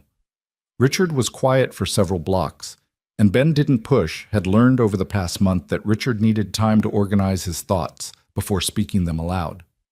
Finally, standing beside a fountain that had been drained for winter, Richard said, "After Thomas died, my father created a foundation in his name, the Thomas Lane Foundation for Military Families. It provides support for veterans and their children, scholarships, counseling, financial assistance, whatever they need. It's been running for 14 years, has helped thousands of families." He paused, took a sip of coffee. "I want you to run it."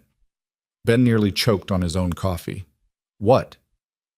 "The current director is retiring in 3 months. I've been trying to figure out who should take over, who would understand the mission deeply enough to honor what Thomas believed in. And then you walked into my life carrying his handkerchief and embodying every value he died protecting." Richard turned to face Ben directly. "You understand what these families are going through because you've lived it. You understand sacrifice because you've made it. And you understand that sometimes the best way to honor the dead is to help the living. That's exactly what the foundation needs." "Richard, I just started my current job. I'm finally getting the hang of corporate security, finally feeling like I know what I'm doing." "This would be a promotion," Richard interrupted. "Higher salary, full autonomy, your own staff. You'd still work closely with Clara. The foundation frequently partners with Lane Industries on various initiatives. But you'd have your own mission, your own purpose. You could build something that matters, help people who need exactly what you needed when you came home from Kandahar." Ben stared at the empty fountain, his mind racing. "Can I think about it?" "Take all the time you need. But Ben, I've watched you for the past month. You're good at security work, but you're extraordinary at connecting with people, at seeing what they need and figuring out how to provide it. The foundation would let you do that on a scale that could change thousands of lives." They walked back to the building in companionable silence, and Ben spent the rest of the morning distracted, his mind turning over Richard's offer from every angle. The work would be meaningful in ways that went beyond protecting one person, but it would also mean less daily contact with Clara and Emma's growing attachment to her. He was still wrestling with the decision when Clara appeared in his office doorway at noon. "Lunch?" she asked, and something in her expression suggested this wasn't a casual invitation. They went to a small restaurant 3 blocks from Lane Industries, the kind of place where executives didn't usually eat, and therefore they could have a relatively private conversation. After they ordered, Clara folded her hands on the table and looked at him with an intensity that made Ben nervous. "My father offered you the foundation job." "How did you—" "He tells me everything now. We promised each other after our talk. No more secrets, no more careful distance, no more protecting each other by withholding information." She smiled slightly. "It's been an adjustment, but a good one. Anyway, he told me what he offered you, and I have something to say about it." Ben braced himself for her to ask him not to take it, to stay in his current role where they saw each other daily, where the relationship they'd built could continue exactly as it was. Instead, she said, "You should take it." "What?" "You should take the job. It's perfect for you, Ben. I've watched you light up when you talk about your military service, about the people you served with, about what you learned during that time. And I've watched you be merely competent at security work because you're doing it for me, not because it feeds something essential in you." She reached across the table and took his hand. "You saved me by asking me to dance. Let me save you back by telling you that you deserve work that fulfills you, not just work that pays well." "But the foundation would mean I'm not with you every day, not available when you need support. Ben, I've been going to therapy twice a week since the gala. I've reconnected with 6 of my college friends. I've attended 4 public events without having panic attacks. I'm healing, actually healing, and part of that healing is learning I don't need a security blanket anymore. I need friends, support, connection, and those things don't require you to sacrifice your own purpose." Their food arrived, and they ate in silence for a few minutes while Ben processed what she'd said. Finally, he asked, "What if I take the job and you backslide? What if there's another Marcus Drummond at some event and I'm not there to stand with you?" Clara smiled, and there was steel underneath the warmth. "Then I'll handle it myself, because that's what I've been learning, Ben. How to be my own protector, my own advocate, my own source of courage. You gave me permission to be brave. Now I need to practice being brave on my own." "You're sure?" "Completely. Take the job. Help those families. Honor Thomas by doing work that matters. And trust that the foundation we've built, you, me, Dad, Emma, is strong enough that it doesn't require daily maintenance to survive." When Ben returned to the office that afternoon, he went directly to Richard's office and accepted the position. The relief and joy on Richard's face made it clear he'd been worried Ben would decline, and they spent the next 2 hours discussing the transition, the Foundation's current programs, and Ben's vision for where he wanted to take it. That evening, Ben sat Emma down for a serious conversation about the job change, expecting confusion or resistance. Instead, she said, "Does this mean you'll be helping kids like me? Kids whose parents were in the military?" "Yes, exactly like that." "Then you have to do it, Daddy, because lots of kids don't have someone like Clara helping them. They need you." She thought for a moment. "Can I help too, when I'm old enough?" Ben pulled her into a hug, his heart so full it physically ached. "When you're old enough, you can do anything you want, including helping at the Foundation." The next month passed in a blur of transition and preparation. Ben spent his mornings with the outgoing Foundation director, learning the programs and meeting the staff. His afternoons were still dedicated to Clara, attending events and meetings, maintaining the relationship they'd built while gradually stepping back to let her stand on her own. And his evenings belonged to Emma, who was counting down to Christmas with the kind of excitement that made their apartment feel perpetually full of anticipation. 2 weeks before Christmas, Richard hosted a small dinner party at his home, not the massive mansion Ben had imagined, but a comfortable brownstone in an old neighborhood where money bought privacy rather than ostentation.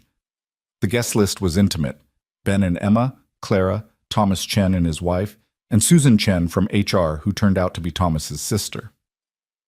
They ate around a table that seated 8 comfortably, and the conversation flowed easily, naturally, like family rather than colleagues.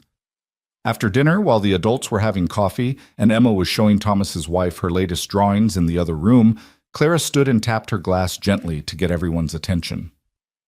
"I need to say something," she began, and her voice was steady but emotional.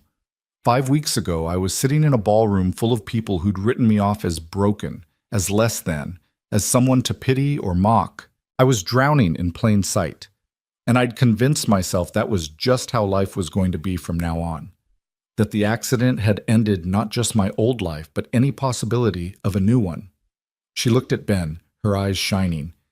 "And then a waiter crossed a ballroom floor and asked me to dance. And everything changed. Not just that night, but every day since. Because Ben didn't just give me one dance.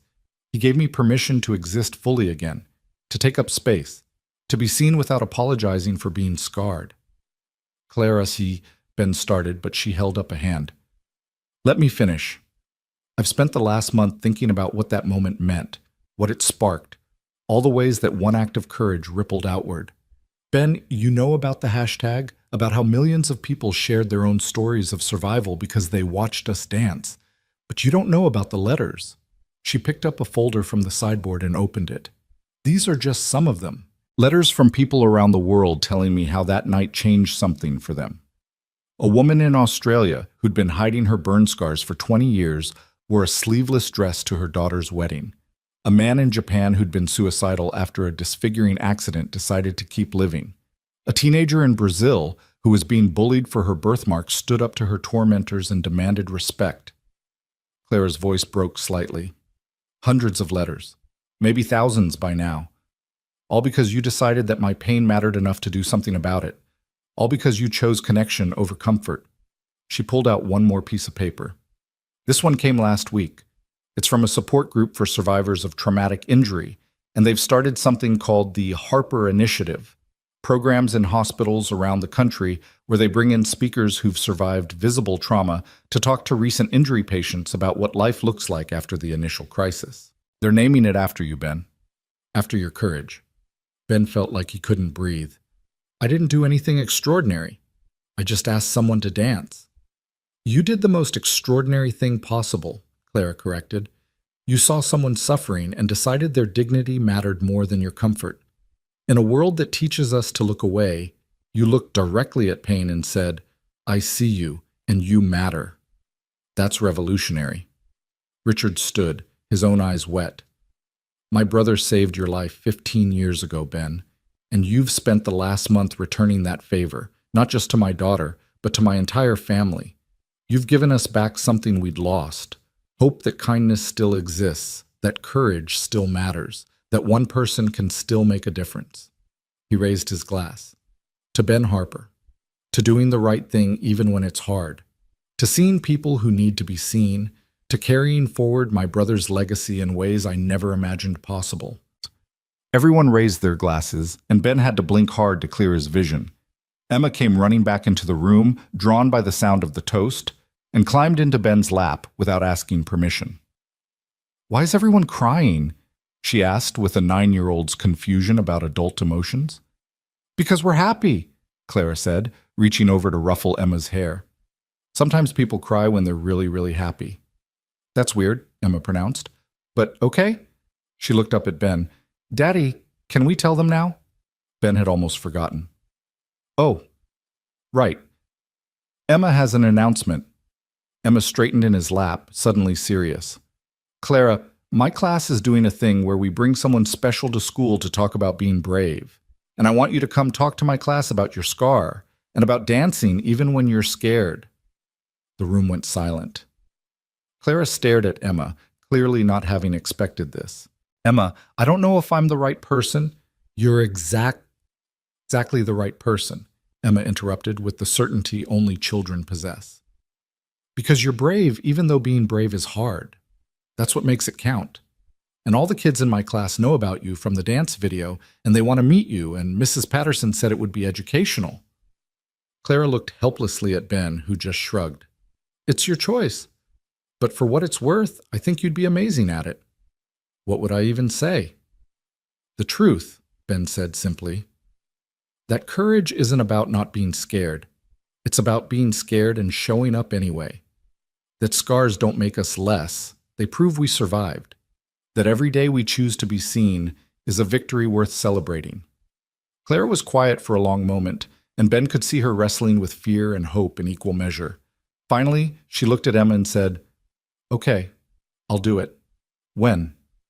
Emma's face lit up like Christmas morning. 2 weeks, right before winter break. It's going to be so good, Clara. All the kids are going to love you." The conversation moved on to other topics, but Ben caught Clara's eye across the table and mouthed, "Proud of you." She smiled back, and in that smile was everything they'd both learned over the past 6 weeks. That healing wasn't linear, that courage was a practice rather than a destination. That the people who saw you at your most vulnerable and chose to stay were the people worth keeping. After dinner, after Emma had fallen asleep on Richard's couch and been carried to the car still wearing her fancy dress, after goodbyes had been said and promises made to do this again soon, Ben drove through the city with his sleeping daughter in the back seat and thought about how profoundly his life had changed. 2 months ago, he'd been cobbling together 3 jobs to make rent, exhausted and lonely, and convinced that this was just how life after trauma looked: manageable, but joyless, functional, but not fulfilling. And now he had meaningful work that honored Thomas's memory, had a found family that felt more real than some blood relations, had a daughter who was learning that kindness mattered, and courage was always possible. He thought about Helen Porter's letter, about how she'd written that survival was the most beautiful dance of all. And he understood now what she'd meant, that the real beauty wasn't in the single moment of asking Clara to dance, wasn't in the viral video or the media attention or any of the external validation. The beauty was in all the moments that came after, in the daily choice to keep showing up, keep connecting, keep being brave even when brave was exhausting. The beauty was in Clara going to Emma's school despite her fear, in Richard learning to see his daughter's strength instead of her scars, in Emma growing up with examples of courage that would shape who she became, in all the people around the world who'd watched one dance and decided to be a little braver with their own struggles. The beauty was in the ripples, in the way that one act of courage spread outward like light, illuminating darkness for people you'd never meet, in places you'd never go, in ways you'd never fully understand. 2 weeks later, on a cold December morning with snow threatening but not yet falling, Ben took the afternoon off from the foundation to attend Clara's talk at Emma's school. He sat in the back of the classroom while 23 third graders stared at Clara with the kind of unfiltered curiosity that adults had learned to hide. Clara stood at the front of the room, and Ben could see her hands trembling slightly, could see the way she kept touching her scar, unconsciously, old habits dying hard. But her voice when she spoke was steady. "Emma asked me to come talk to you about being brave," she began. And I thought about what to say for a long time because I'm not sure I'm the right person to teach anyone about bravery. Most days I'm still figuring it out myself. She touched her scar again, this time deliberately. 3 years ago, I was in a car accident. My best friend died, and I got this scar. And for a long time, I thought the scar was the worst thing that could happen to me. I thought it made me ugly, made me less than I was before, made me someone people wouldn't want to know. The children were completely silent, listening with the intensity they usually reserve for stories about dragons or superheroes. I was wrong, Clara continued. The scar wasn't the worst thing. The worst thing was letting other people's cruelty make me hide. The worst thing was believing that being different meant being less. The worst thing was giving up on myself before giving other people the chance to see who I really was. She smiled slightly. And then something amazing happened. A man I didn't know, Emma's dad, saw me sitting alone at a fancy party, saw how sad and scared I was, and he decided to do something about it. He asked me to dance. And that one small act of kindness changed everything because it reminded me that I got to choose. I could choose to hide forever, or I could choose to be brave. A girl in the front row raised her hand. But how do you be brave when you're really, really scared? You be scared and brave at the same time, Clara said. Those two things aren't opposites, they're partners. Courage doesn't mean you're not afraid, it means you're afraid and you do the thing anyway. Another hand went up. Do people still say mean things about your scar? Sometimes, Clara admitted, but here's what I've learned. People who say mean things are usually scared themselves. They're scared of being different, scared of pain, scared of anything that reminds them that bad things can happen. And their fear makes them cruel. But their cruelty doesn't have to define me. I get to define me. For the next 40 minutes, Clara answered questions with patience and honesty, talking about the accident, about her recovery, about the process of learning to be comfortable in her own skin again. The children asked everything from the practical. Did it hurt? How many stitches did you get? To the profound, do you wish it never happened? Are you happy now? To that last question, Clara paused for a long time before answering. I wish my friend hadn't died. I wish the accident had never happened, but I can't change the past. All I can do is decide what to do with the present. And right now, I'm choosing to be happy. I'm choosing to be brave. I'm choosing to show up in my own life instead of hiding from it. She looked directly at Emma, who was beaming with pride. And I'm choosing to surround myself with people who see me, really see me, and decide I'm worth knowing anyway. That's what makes life beautiful. Not the absence of scars, but the presence of people who understand that scars are just proof we survived something hard. When the talk ended, the children surrounded Clara with more questions, with hugs, with drawings they'd made during her presentation. Emma stood beside her like a tiny bodyguard, directing traffic, making sure everyone got a turn to talk to Clara without overwhelming her. Ben watched from the back of the classroom, his heart so full it felt like it might burst. This was what redemption looked like. Not grand gestures or dramatic transformations, but small moments of connection, of courage, of choosing again and again to show up even when showing up was hard. Mrs. Patterson, Emma's teacher, approached him with tears in her eyes. That was extraordinary. I've been teaching for 15 years and I've never seen children so engaged, so moved by a guest speaker. She gave them something precious. Permission to be imperfect, to be scared, to be brave anyway. She's pretty special, Ben agreed. So are you, Mrs. Patterson said. Emma talks about you constantly. About how you work hard to take care of her, about how you teach her to be kind, about how you showed everyone that courage matters by asking Clara to dance. She paused. You're giving these children a roadmap for how to be good humans. That matters more than you probably realize. After school, after Emma had given Clara a comprehensive tour of her classroom and shown her every single art project on the walls, the three of them went out for hot chocolate to celebrate. They sat in a booth at a diner that was warm and slightly worn, the kind of place where the waitresses knew everyone's name and the hot chocolate came with marshmallows without you having to ask. You were amazing, Ben told Clara. Those kids will remember that talk for the rest of their lives. I was terrified the entire time, Clara admitted. But also, it felt good, really good, like I was doing something that mattered. You were, Emma said seriously, chocolate on her upper lip. You were teaching us that it's okay to be different. That's important. Clara reached across the table and wiped the chocolate off Emma's face with a napkin. When did you get so wise? I've always been wise, Emma said matter-of-factly. Daddy says I was born wise. I just had to grow big enough for people to notice. They laughed, and the sound was warm and genuine, the kind of laughter that came from deep contentment rather than mere amusement. They sat in that diner booth for 2 hours, talking and laughing and just being together, and if anyone noticed Clara's scar, they didn't comment on it, and if anyone recognized them from the viral video, they didn't intrude, and the moment was perfect in its ordinary simplicity. That night, after Emma was in bed and the apartment was quiet, Ben received a text from Richard. Clara just called me crying. Happy crying. She said today was the first time since the accident that she felt like she was contributing something valuable to the world. Thank you for pushing her toward that opportunity. Ben texted back. She did that herself. I just stood next to her while she figured it out. That's what good friends do, Richard replied. Stand next to people while they figure things out. Speaking of which, the Foundation's holiday gala is next week. Clara wants to give a speech about the Harper Initiative and present you with an award. She didn't want to tell you herself because she was afraid you'd say no.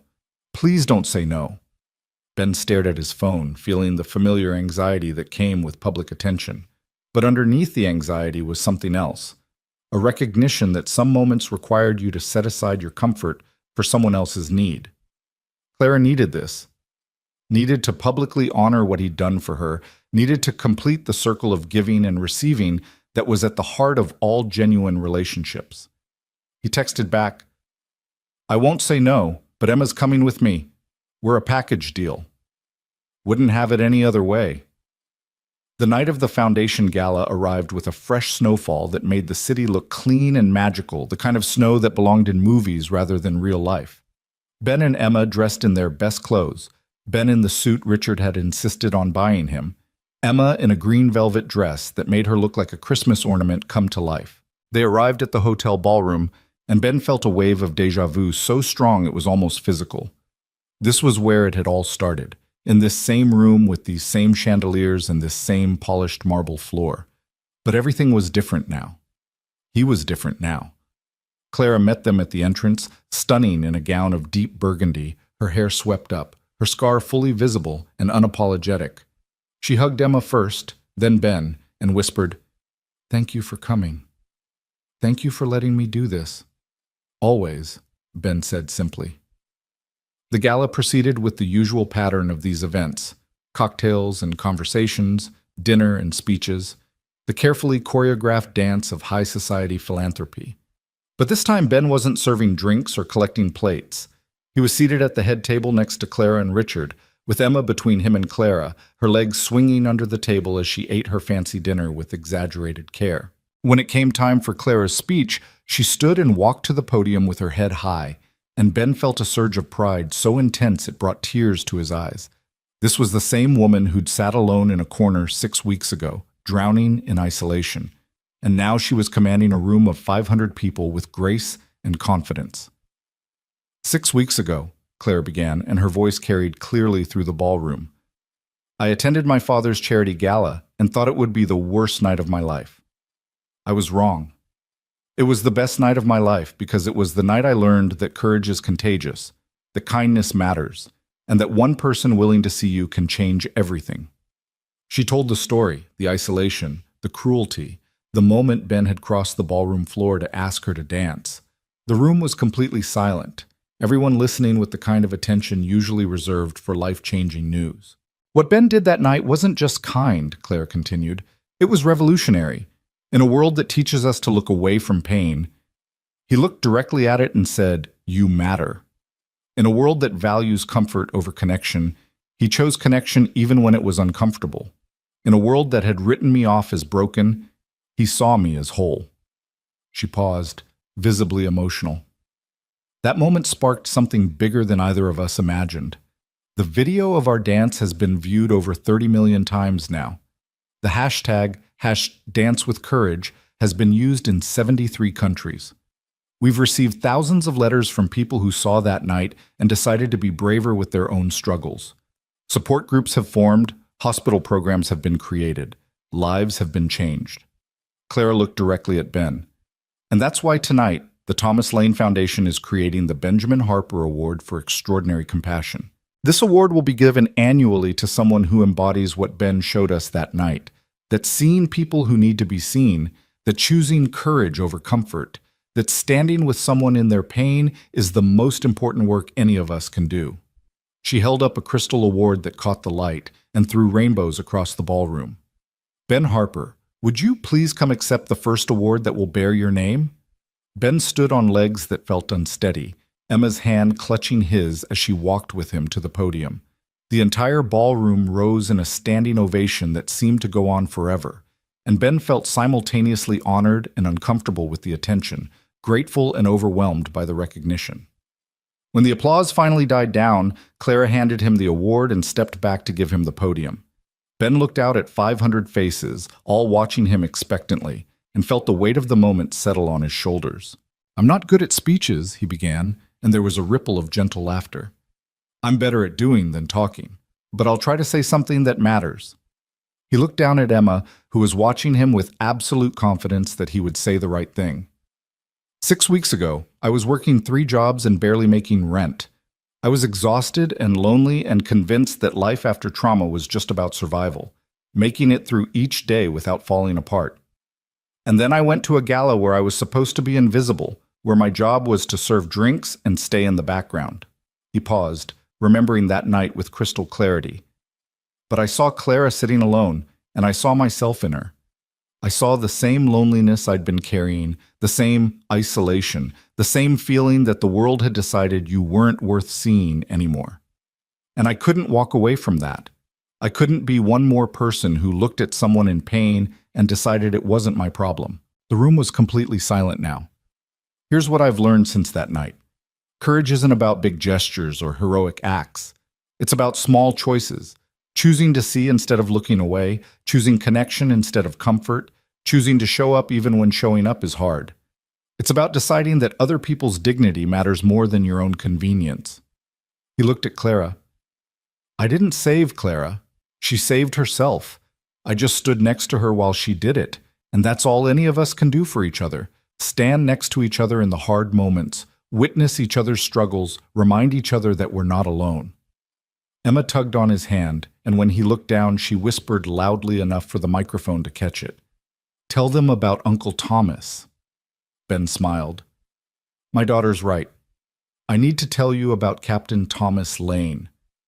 15 years ago, he pulled me out of a burning vehicle in Kandahar. He saved my life at the cost of his own.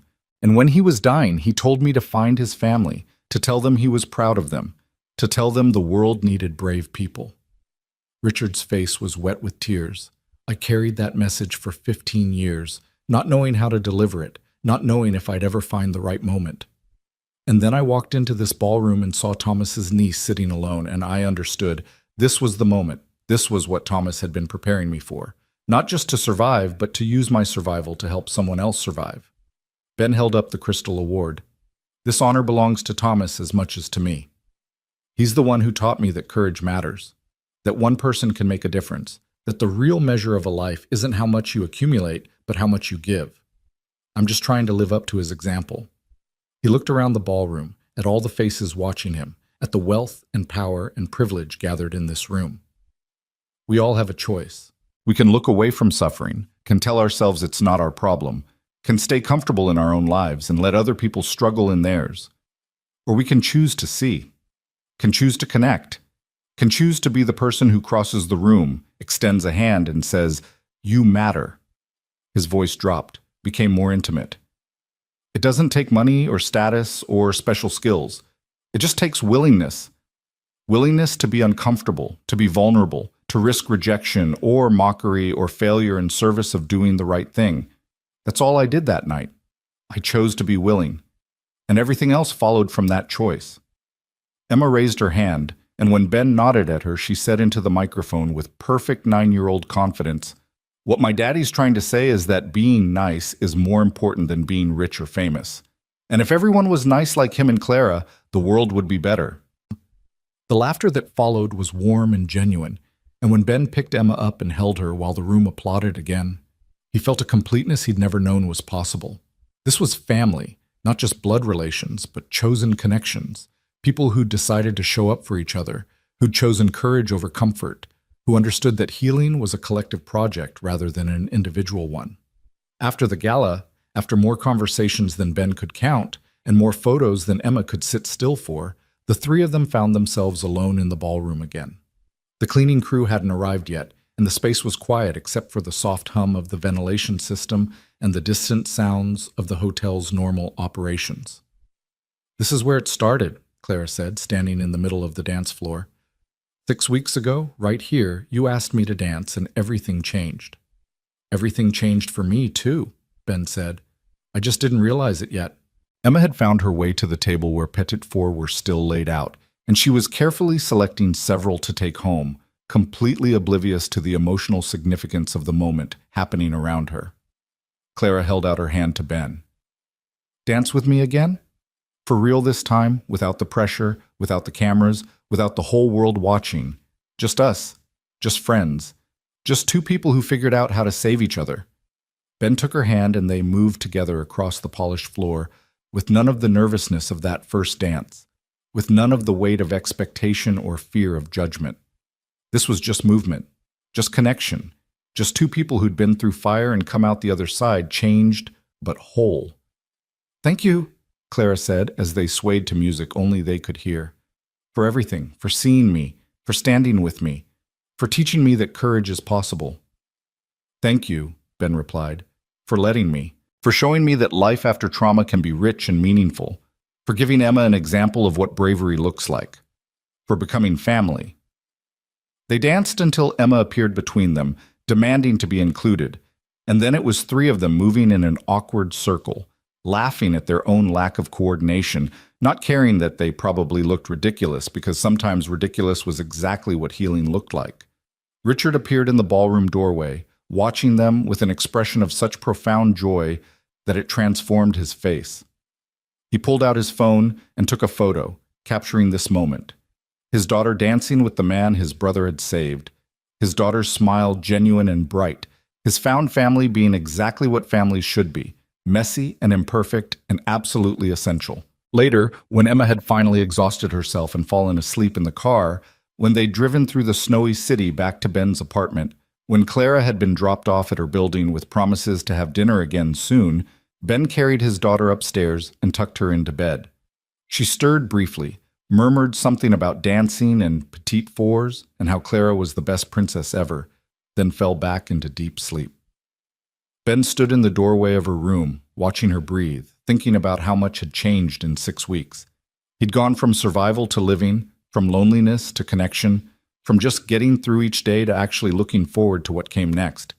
He'd found purpose in running the foundation, had found family in Richard and Clara, had found proof that his service and his sacrifice and all the hard years hadn't been meaningless.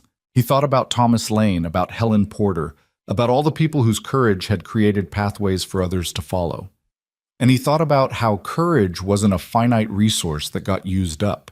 It was something that multiplied when shared, that grew stronger when witnessed, that became more possible the more people chose it. His phone buzzed with a text from Clara. "Tonight was perfect.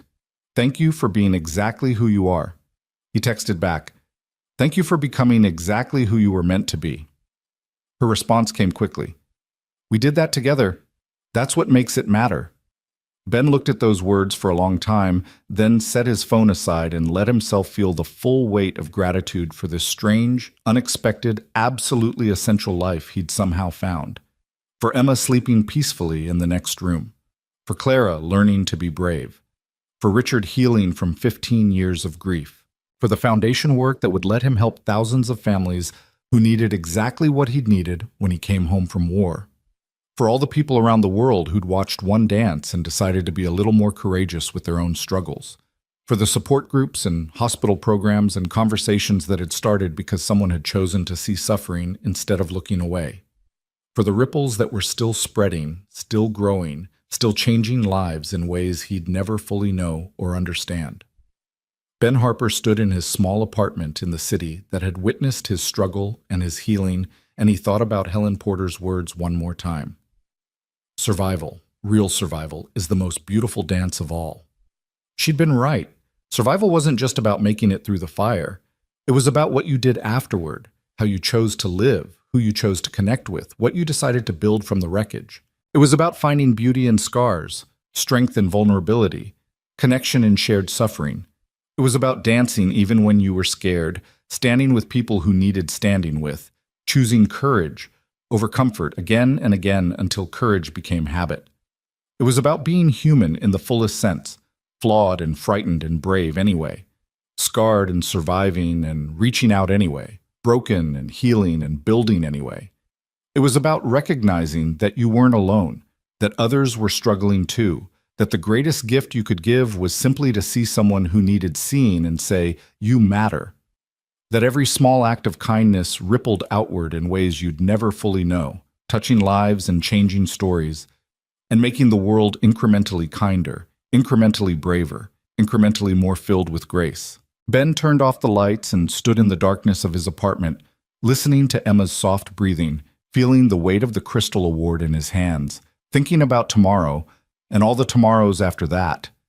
He thought about courage and kindness and connection, about scars that proved survival, about families formed by choice rather than blood, about the way life sometimes surprised you with beauty when you'd stopped expecting it, about dancing with scarred girls in ballrooms, with his daughter in elementary school gymnasiums, with hope and fear and all the complicated emotions that made up a fully lived life. And he thought about how sometimes the most important thing you could do was simple. Show up. Be present. See people who needed seeing. Stand with them while they figured out how to stand on their own. Choose connection over comfort. Choose courage over convenience. Choose grace over the easy cruelty of looking away. That was the dance, the real one, the one that mattered. Not the performance in the ballroom that had been captured on video and shared around the world, but this, the daily choice to keep showing up, keep connecting, keep being brave even when brave was exhausting. The choice to survive not just with your body, but with your heart. To let your scars prove your strength instead of your weakness. To build something beautiful from broken pieces. To dance through the darkness until you found light again. Ben Harper set the Crystal Award on his bookshelf, next to the photograph of his wife and the crayon drawing Emma had made of him dancing with Clara. And he let himself believe what 6 weeks ago would have seemed impossible. That his best days weren't behind him, but ahead of him. That healing was possible. That courage mattered. That grace existed. That scars didn't make you less, but proved you'd survived something that tried to destroy you. That survival, real survival, was indeed the most beautiful dance of all. And that sometimes, if you were very lucky and very brave, the dance was only the beginning.